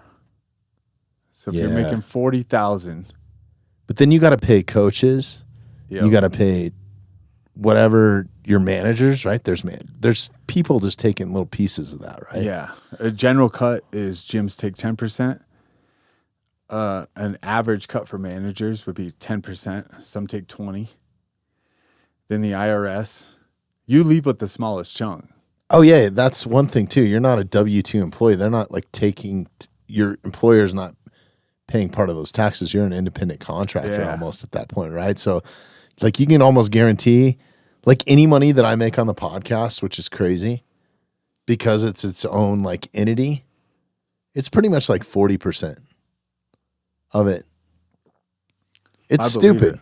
It's stupid. The fighters are making the smallest share after you bleed, sweat, do it. And then you also account for, you know, I do strength and conditioning at this gym, so I pay a monthly fee there. And then, you know, health, wellness stuff, doctors. Your diet, medicals. everything. Yeah, that's crazy. UFC doesn't cover your medicals. So if I fight in a city or state that's like, you're due for an MRI, there's $1,000. There's, you know, there's a ton of them. Wow. Even if the UFC, do they mandate you to have like an MRI, well, you get cleared through their doctors, right? No. So if I sign a fight and they're like, Chris, you're going to fight in July. Here's the medicals you need done. Get them done. Now they'll set them up for you and take them out of your purse if you don't have the money, but they will still deduct it from your pay. So this is That's so crazy, man. If you have insurance or you don't have insurance. So what if you go to like, I'm sure at the PI or the Performance Institute for the UFC, like they have one in Vegas, they have one in Mexico City. Yeah. Do they have doctors or any sort of medical? Like, can you get that shit done there and avoid like the cost? Like, would it be cheaper to fly to Vegas on a Southwest flight? And I don't know for sure. yeah, I don't think that so. shit wasn't around when you were fighting it, huh? No, but I've been to the Performance Institute in Vegas. They didn't have an imaging center with actual doctors. They had like PTs. You can get therapy and stuff done. But to my knowledge, you can't get your actual medicals done unless you pay for it. That's so crazy, man. And then, I hate to say this because I'm a fan of it, and I don't want to like jeopardize anything for you or me, but fuck it, I'm gonna say it. Like, I know people that work for production for the UFC, and they're employees of the UFC. Yeah, and they get just at least medical, dude. Like, they probably are not making. Maybe they're making more than the fighters. I don't know. There's been times where I was on tour as a stage manager, and they were like hired guns, like guitar players, and I was making more money than like I'm sure the performers. Yeah, I'm sure. It's insane. And I get it from a business side too, like from owning my own businesses to working with a bunch of businesses. I get both. So like I don't really fault one for the other, because if you're a business and you can slide by with this and people love it, of course you're going to run with that. You're not going to be like, let me fork out another couple $1 million. Yeah. So I totally get it, but also fighters are investing kind of in themselves. Like, this is probably why they do it. Like, that has led you to a BFKC. Why am I saying that? BKFC. Wrong? BKFC contract. I mean, tequila. Yeah. And probably a bunch of endorsements, right? Like, yeah, but even, like, so it's pretty normal for fight promotions. Like BKFC, I pay for all my own medicals. You're an independent contractor. You got to prove that you are able and willing to fight. So no problem with that. I understand that, because why would a company say, I know I have a brain injury, but I'm like, I want to fight, and then they pay $1,000 for me to have. I'm fine with paying for my own medicals. Right. But also, I don't know. There's a lot of things like in the UFC you get. Let me make sure I remember this right. I think you get one corner guy. So you usually bring a couple coaches. You get one, maybe two hotel rooms. So you're either sharing, or that's another expense. I also remember being on flights, and I'm 6'3". Like, it's not comfortable for me to sit economy. I wasn't making good money. Sit in the back, international flights, but I get on the plane, and the ring girls were sitting fucking first class. That's for sure.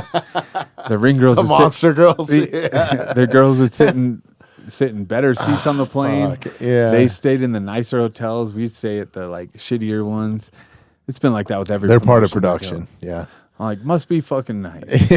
You know, ring card engineer. Yeah, no shit, dude. That's crazy. That's a crazy career. Ring card girl. Yeah, everybody always wants more. I get it. Yeah. So there's like a line, but also at the same time, like, I mean, you can't hold the UFC to what NFL standards or Major League Baseball, right? Like, they're too infant in the game. But also, there should be some sort of fighters union or something to represent the guys, because like the fight game is so crazy. Like, the way that you come up, and there's no amateur league. Yeah, I mean, there's like LFA. It might be kind of considered. There is, but there's no designated amateur league, right? Yeah, with rules, regulations, everything. It's the Wild West. Like, you could come from Mexico. You could come from. What about on the management side though? Is there like, because there's legitimate managers out there, but like there's how legit? They're agencies, right? So they're just like. I don't use a manager anymore. Yeah. I make way more money not using one. Okay. And I'm not saying guys shouldn't, because I'm older now too. Also, I have Dana's number. I have everybody's number. Like, if I wanted to be back in, I could contact the right people and save myself 10% from paying somebody else to do it. But there's a lot of scummy managers. I would say MMA needs to be cleaned out with managers. Not cleaned out with no managers, but man, Needs to here's be a audited. great topic. I could go on this. So We're making so many friends. most of the managers in the UFC, yeah, fuck them. Yeah. These are people I don't want to be friends with anyway. Most Yeah. of the managers in the UFC are also aligned with the UFC. So they will think about it as like slave labor almost. Right. The managers will negotiate and trade based off their roster, not off yours. So like, Bobby, you're managed by, I won't throw out names, but Right. yeah, you I can think of figure it some. out. Yeah. You're managed by so-and-so. So-and-so will hit up the UFC and be like, hey, I've got so-and-so that, I got Bobby. He's ready to be in the UFC. And they're like, I don't know if we're interested. But we also want this guy who's on your roster. Get him to sign this fight. We'll pay Bobby this, but we need you to take this guy to take less money. The managers are wheeling and dealing for their own benefit. Right. They're not looking out for their client's benefit. And that's why the Ali Act exists in boxing and not MMA. So the Ali Act was passed by Congress a long time ago that said a fight promotion could not own a fighter's contract. Really? And that was before MMA was a sport. So MMA is not boxing. So it falls under the radar. But boxers... But it still has to be governed by a boxing. It's so backwards, man. But like a boxing commission. Yeah, but boxers, like, so if you're the WBC champion, that belt is held by the WBC, Right. not the promoter. The UFC champion is held by the UFC. So they can pick and choose who fights for the title. The WBC is an independent organization that can decide you're ready to fight for the title. So if you don't play the game, the company can decide that you're not ready to fight for the title, or you didn't do this, or you pissed us off here, where WBC is separate from the promotional companies. Mm. And boxing has a lot of flaws too. I'm not saying Yeah. it's perfect, but the Ali Act says that a promotion cannot own your contract, Which is smart. where the UFC can own your contract. That's crazy, man. It's a fucking crazy game. I think that there's so much that people don't. I think the must be nice people that like look at your career or whatever is like, oh God, it must be so easy. Yeah. Like, and then you just, you're unveiling just a little bit of it. Oh, yeah. It's crazy. I mean, you go back to fights like, I used to try to be the most company guy. Like, that's how I am, like friends, everything. I will Yeah. give you everything to like help you out. And like every company I was with, and I don't do this anymore, which BKFC probably hates me for because I'm can be kind of difficult to deal with, because I'm going to ask for the world and I'll settle a little bit lower, but I'm also not going to do shit for. I'm at the You point, shouldn't, man. I'm Like, close enough to retiring where I'm like, I don't fucking need this. Like, I'm not doing it, and holding the belt gives me some leverage. Yeah. But there was a point I wasn't even signed to the UFC. They'd cut me, and I signed a short notice fight to fight Jacare on 5 days notice. I was like hammered at Matt Prater's wedding downtown, and I got a call, and I was like, oh man, that's weird. Joe Silva, the UFC matchmaker's calling me after like a year or two being cut. And I was like, oh God, I don't know if I should answer this, but of course you answer it because it's the UFC matchmaker. Right. And he's like, hey, what can you weigh next Saturday? That was, Dude, that was I how am drunk right now. Yeah, and I was like, is this real life? Like, I mean, I don't know. What's the deal? Like, what are you talking about? And he's like, what do you think you could weigh next Saturday? And I was like, what do you think? What's the fight at? He's like, middleweight. And I was like, well, I'll be 185 then. Shit. I had just fought like a week before that. And he's like, well, we want you to fight Jacare again. And it's my second time. He already beat me once quick in the first round. Yeah. And, he beat me again in the first round. But I was like, well, I'll be 185. I don't want that guy to be any bigger because he was gigantic and like jacked. And they're like, you sure? You should take a catch weight. And I was like, no, I know what I'll weigh. Like, I'll get it. Don't worry about it. And they pushed me for a catch weight the whole week. I made weight. even up until the day before weigh-ins. Yeah, you don't want him coming in at 205 or Yeah. 210 or some They're like- shit. Yeah, he called me. He's like, "You sure you don't want to do 195?" And my weight was fine. It was low because I just fought. I was like, "No, I've been doing everything I should. You know, I don't want him to be bigger." Come to find out, he was worried about making weight because when his fight had got dropped, he ate a bunch of food, and they didn't want to lose it. I also wanted 30% of his money because I knew he was making a lot more than me. But yeah, it's just wheeling and dealing like that of like. There's so much shit. There's so much shit. But they told me like, all right, well, thank you so much for taking this fight. Next fight, we'll do you a favor. They always offer favors. We Right. love you. We'll do this. We'll for make you. it up to you next time. Yeah. And so after I lost, I rode in the limo with him, with Joe Silva, the matchmaker for the UFC. He was like, "Man, we really appreciate you." Because I was the co-main event. He's like, saving this card, keeping Chakra on there. I was like, yeah, good for him. Fucking great. You know, all pissed. And he was like, "Let me know who you want to fight next. We'll make sure it happens." Yada, yada. Conor McGregor. No, flat out, like, most guys will be like, "I'm blah, blah, blah." Like, I'll tell you the honest truth. I was like, who's the worst guy on the roster? I was like, that's who I want to fight. Yeah. I was like, let me fight Paige Van Zandt. Right. And he laughed. And but he's like, send me some names. So we sent him a couple of names, and then he was like, here you go. You're fighting Tom Watson, who wasn't on the list, who's like a tough fucking gritty dude. Right. I'm like, what happened to the favor, motherfucker? Like, you asked me who I wanted to fight. Go ahead and pick. You know, you said no to Paige. Like, but I actually sent him some people in the division, not necessarily the worst, but like who I thought were good matchups. Right. And they're like, here's your next opponent. They forget real quick. Oh, I'm sure. There's no favors. I mean, I learned that in business. There's no fucking favors in business. yeah. Everybody forgets. As soon as their deal gets done, they forget.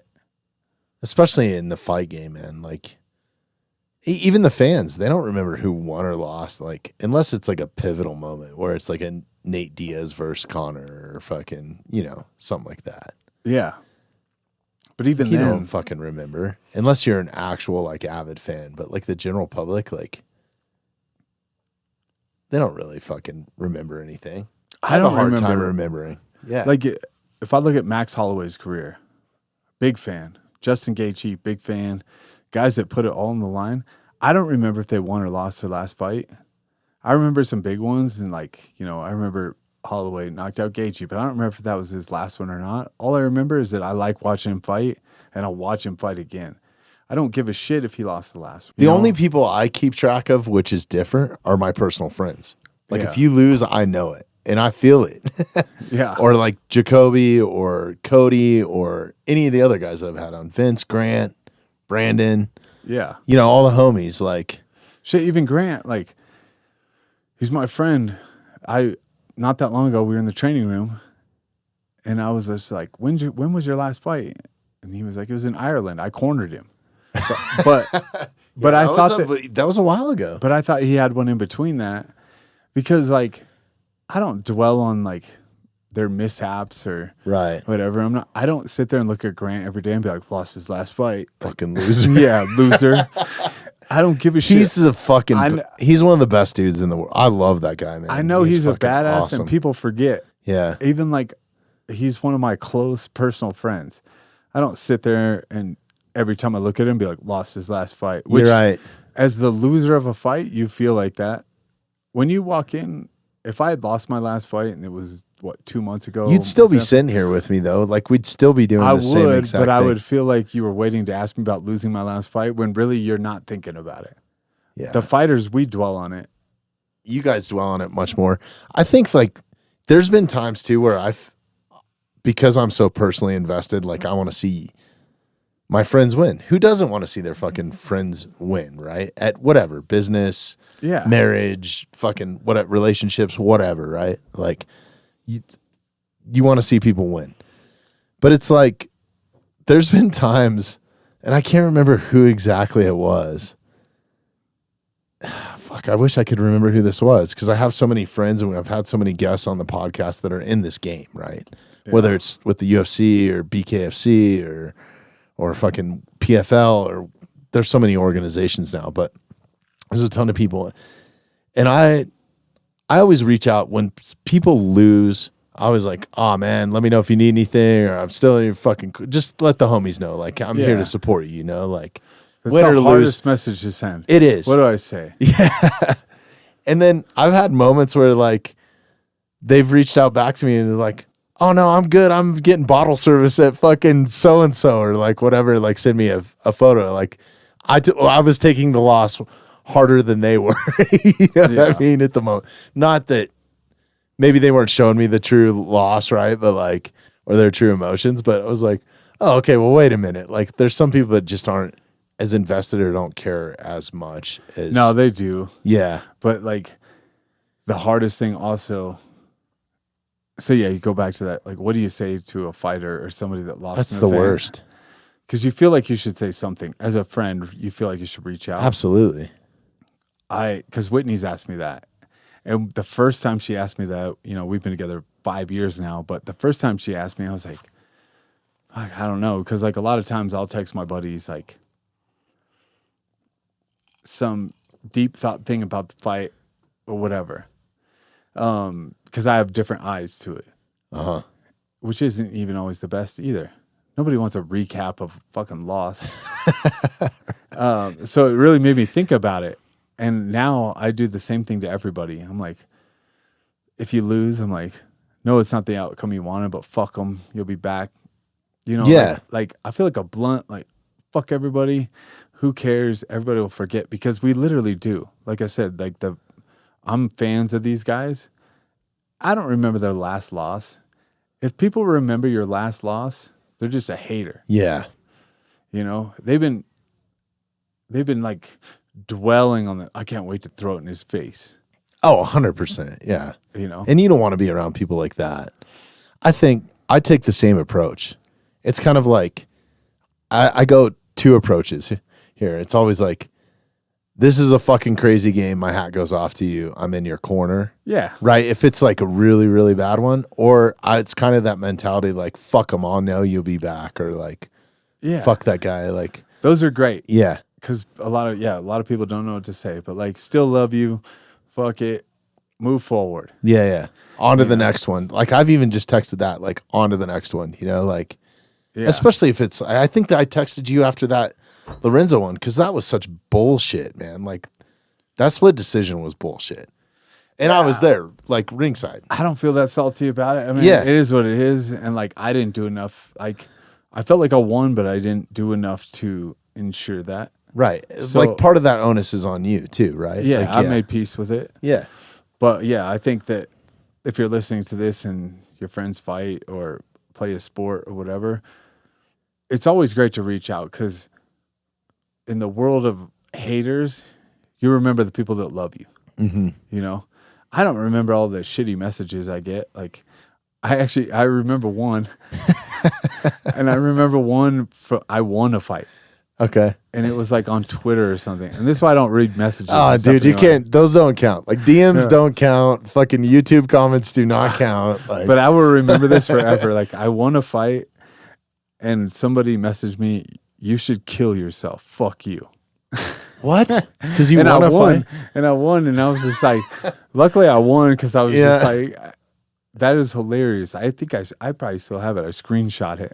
It's just like, you should kill yourself. You know what's crazy that I get all the times, because I'm friends with you, or maybe you guys have been on the podcast, and especially it's weird with Dustin. I don't know if it's like his affiliation to gambling, like, people or something. Like, I'll get hit up on the side and they're like, hey, I see that you're rolling with fucking Chris Camozzi at, you know, on this fight.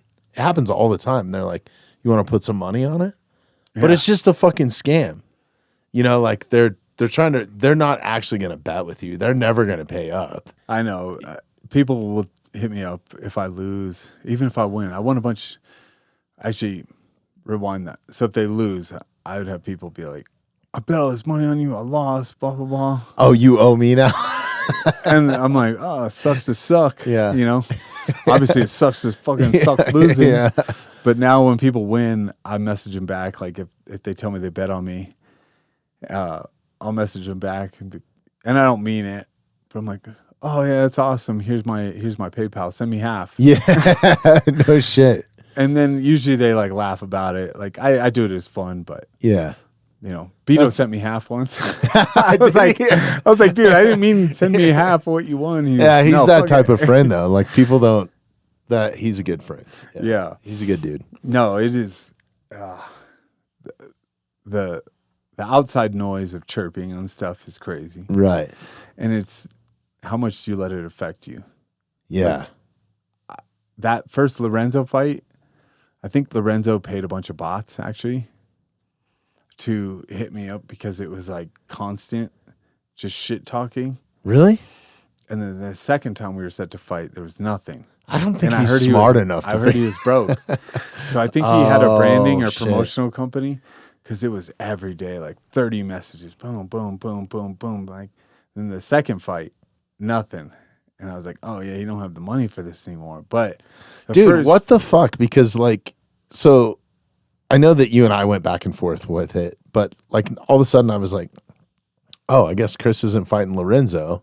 Big surprise, right? Like we kind of, I said it from we the all beginning. said the writing on the wall, but like that whole press conference thing that they did where he fucking like wouldn't come out of the back and then It's came not out. even they. So I will give respect to Gabriel, Uh-huh. the BKFC promoter. He was like, Lorenzo can't come, he can't make it. And then he was told the day of that Lorenzo was coming. Really? Yeah. They shouldn't let him. To me, it just fucking muddies the water. Like it makes it look so unprofessional. Like at least you know if you're watching a UFC, like,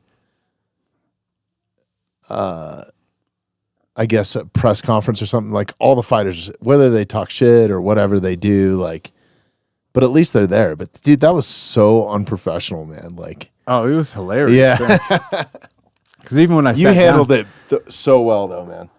well, the thing is, like, so from when I heard, Lorenzo thought he was set up because it was supposed to be a surprise that he was coming. Okay, So Gabriel was like, he can't come. He's not going to make it, blah, blah, blah, blah, blah. I'm like, cool, whatever. I don't care. I don't care if he made it.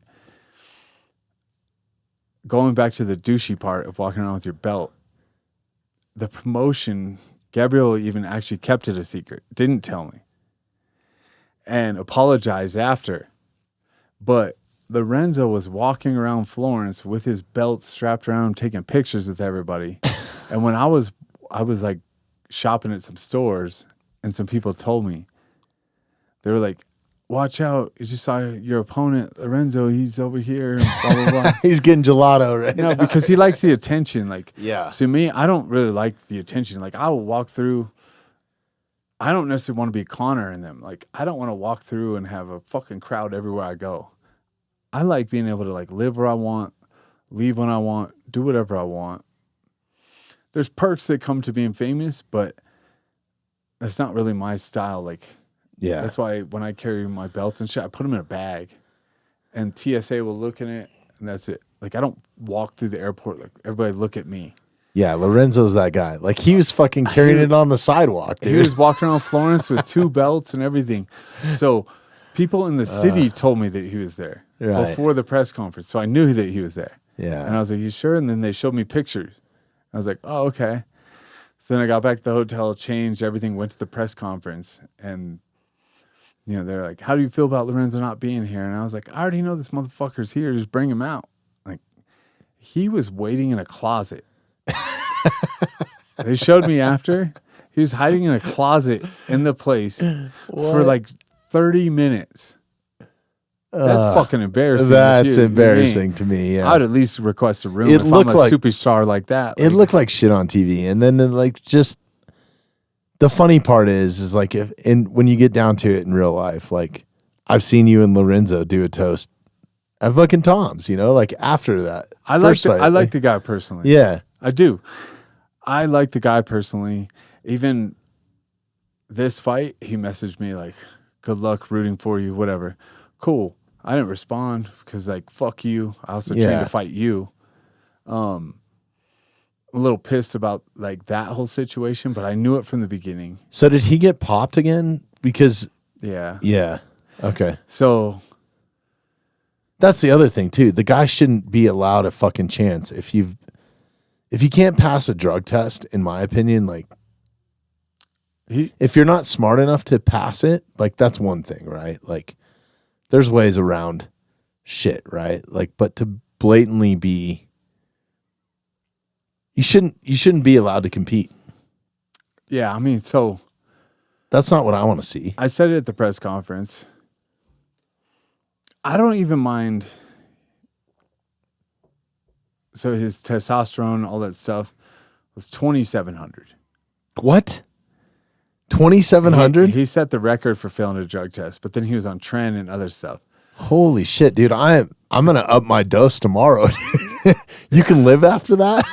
I didn't think that either, but like, holy shit, some dude! doctors, they're like, oh yeah, it's like bodybuilders. I just had blood work done like this week, and was talking to my doctor. And he's like, "Yeah, you're like 8 something, and your last blood test or like whatever." He's like, "Yeah, we're right there, like under 1,000, dude. 2,700. My last one was 125. Let's go."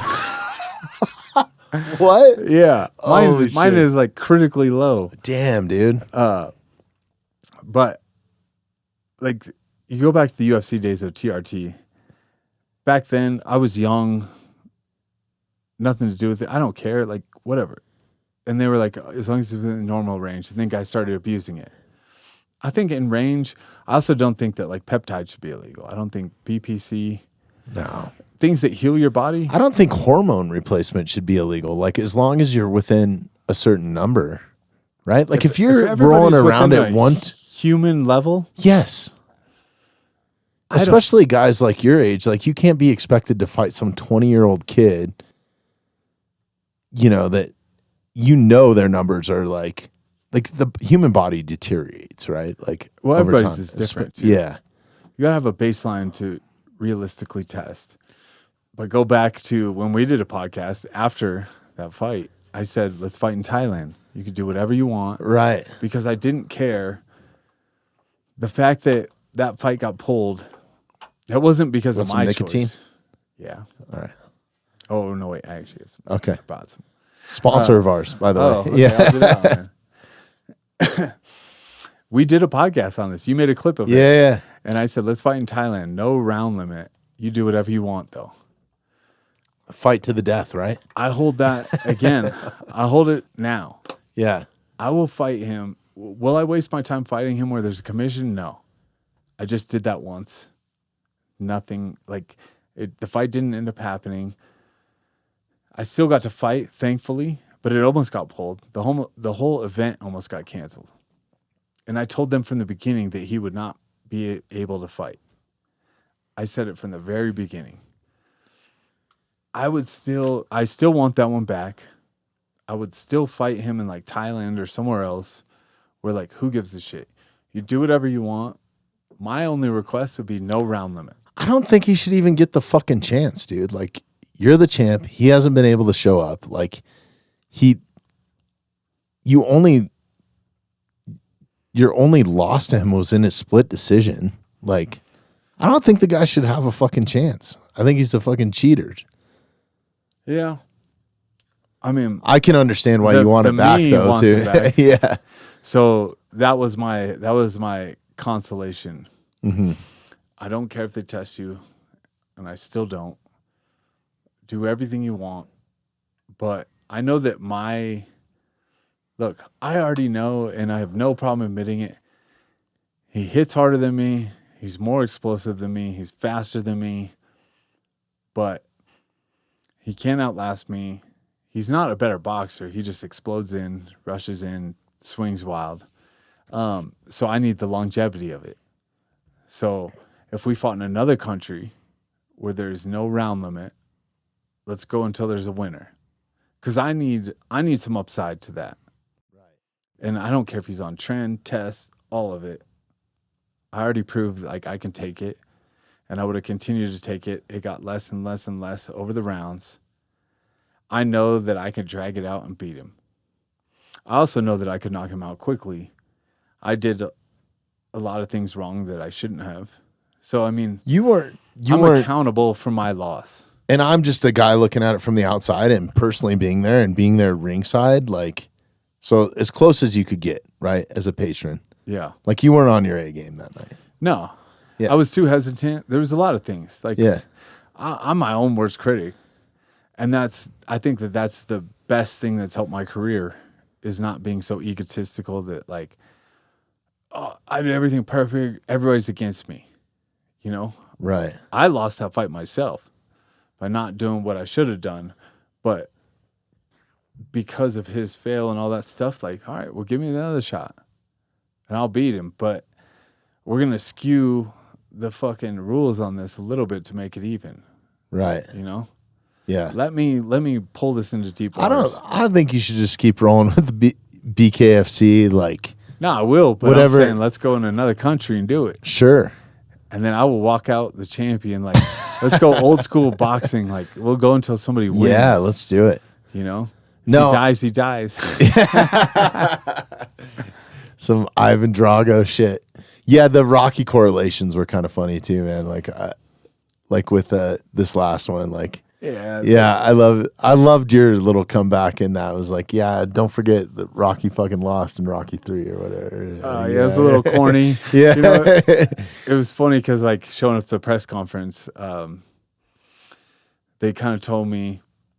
So, first off, Italy is very respectful. Fighters, everything, even my opponent. Like, I was going to train at his gym up until we were fighting. Him and I were messaging and talking before he was my opponent. And he was like, yeah, you're welcome at my gym, this and that, because I met him at the press conference. Yeah. And I'm like, perfect. So that's where I was going to do all my training. And then we became opponents. And when I showed up at the press conference, they're like, hey, we need you to sell this fight a little bit. Push all respect, everything aside. And I was like, that's not really my style, but all right. So that was like, they told me the Rocky story thing. And so when I was on stage at the press conference, I was Googling, like, who did Rocky lose to? And I just, like, that was the nicest way I could say, because, like, Vicky, like, I respect him a lot. Like, Yeah. he's cool. And, like, him, his coach. He seems like a worthy opponent to me. They were all really and that cool was to a me. good fight. And so I didn't want to just trash and be like, oh, this Right. guy's a fucking nobody, this and that. Because he's not a nobody. Bare knuckle fighting, nobody's a nobody. Anybody could win at any given moment. It's such a crazy game. So I was like, how can I, like, do this without just being like, this guy sucks? Right. And so that's why I was just like, you can call this a Rocky story, but let's not forget Apollo Creed whooped Rocky's ass. Like, yeah. Didn't Mr. T whoop his ass too or something? Yeah, Did he I lose to think- Mr. T? Yeah, I Back think in the that's day? who it was. Yeah. Didn't Mr. T kill him? Something like that. Yeah. No. Apollo got killed by fucking Drago. Ivan Drago. Yeah. God, what a fucking awesome movie series, man. I think So- I said Apollo Creed got whooped by Clubber Lang or something. Something like that. Yeah. No, you had But a I factual. Googled it on stage. That's awesome, man. Yeah. Well, shit. You got to get out of here by a certain time. We've been rolling for a couple hours. Yeah, probably. Okay. Let's wrap it up, dude. We'll just have you back anytime. Congratulations on the W. Cheers. Thank you. Shout out to JC from Fighter 365 for sending the video over. Yeah. Italy was cool as fuck. And I don't know for sure yet, but we're looking at September Okay. in Verona, Italy. At the arena? They haven't announced it yet, but yeah, at the Coliseum. Fucking, that was my idea, bro. Is that what you were talking about? Yeah. Yeah, so Yeah. that's where No way. supposedly the next event is. No And, shit. That's awesome, man. yeah. Dude, that place is epic. I've been there. Like, I might come to that one. Yeah. It's worth the trip. He might come. You hear that? Yeah. What the fuck? He goes, oh, maybe if it's somewhere cool, I'll That's come. a long ways across the. I would have come to this. For you though, I'll go anywhere. Brandon from Hoff and Lee was in the corner. Yeah. I was like, I got an extra corner spot. You want to be in the corner? Because he flew all the way out there with him and his wife. Fuck yeah. And he's my boss at Hoff and Lee, so it was awesome. That's rad, man. Yeah. Look at my skinny neck. Yeah, Yeah. Chris, man, I really appreciate you. I appreciate everything you've done Thank you. for me. And yeah, ride or die. Let's Yeah, go. let's do it. All right. Cheers, everybody. Thank you for all the support. Anybody that you want to shout out or drop, like follow Chris Camozzi on Instagram. You got a t-shirt deal or something out with? Yeah, so I'm partners with Chuck Liddell and his t-shirt company now. Yeah. So I got part of the company. Let's King go. of Violence. They're dope t-shirts too. I know, they are cool. And so now you can get your official shirt. So mine from Italy, we're doing limited edition. We're about to pull those off. Okay. So if you want one, it's King of Violence. Shout out to Half Face Blades, always our Let's boy go. Beto. Yeah. Blackout Coffee, USCCA we talked about. Yes. I'm definitely going to look into what is it? USCCA. USCCA. Probable that something like this is going to come up other than like flood insurance, like all the other shit that we insure in our lives, dude. Like, why wouldn't you have this? I fucking hate insurance companies too. Yeah. But these ones, when I was like, oh, you insure me for like a fight, for beating somebody up? Like, because I don't go out looking for No, fights. self-defense. Yeah. No, that's rad, man. What else do you got coming up? Are there any, are they already queuing you up for the next one or the next fight card or? Yeah, we're looking at September. Really? But until Damn then, it. I'm just selling commercial Why real is it estate always- here in Colorado. Why is it always during archery season though, man? I This know. fucks up our plans. It fucks up my hunting. I haven't big game hunted in years. Yeah. Between playing football and fucking in high school and then the Making fight game. money. Yeah. Let's go. I All choose right. making money over killing. But Yeah. No, that's awesome. And then Hoffenly, if you need commercial real estate or you have commercial real estate in Colorado, right? yeah. You guys service it. You're I'm the man. licensed in Colorado, so Yeah. let me sell or lease your stuff. I'll clear those bums out too. Let's go. Yeah, dude, we were trying to buy the building next door, but somebody beat us to it. I know. Yeah, so we gotta keep an eye out for that. So, Chris, man, thank you so much, dude. Thank Above you. all that, though, I appreciate your friendship truly, and you're welcome here anytime. Thanks everybody for listening. Thank you. See you. Thanks for listening to the Mountainside Podcast. If you haven't had a chance to do this already, please take a moment, follow, like, subscribe, or rate on whatever platform you catch the Mountainside Podcast at. If you'd like some more information on upcoming episodes, safety tips, access to all of our affiliates, and all the badass discounts that we get here at the Mountainside Podcast, check out themountainsidepodcast.com.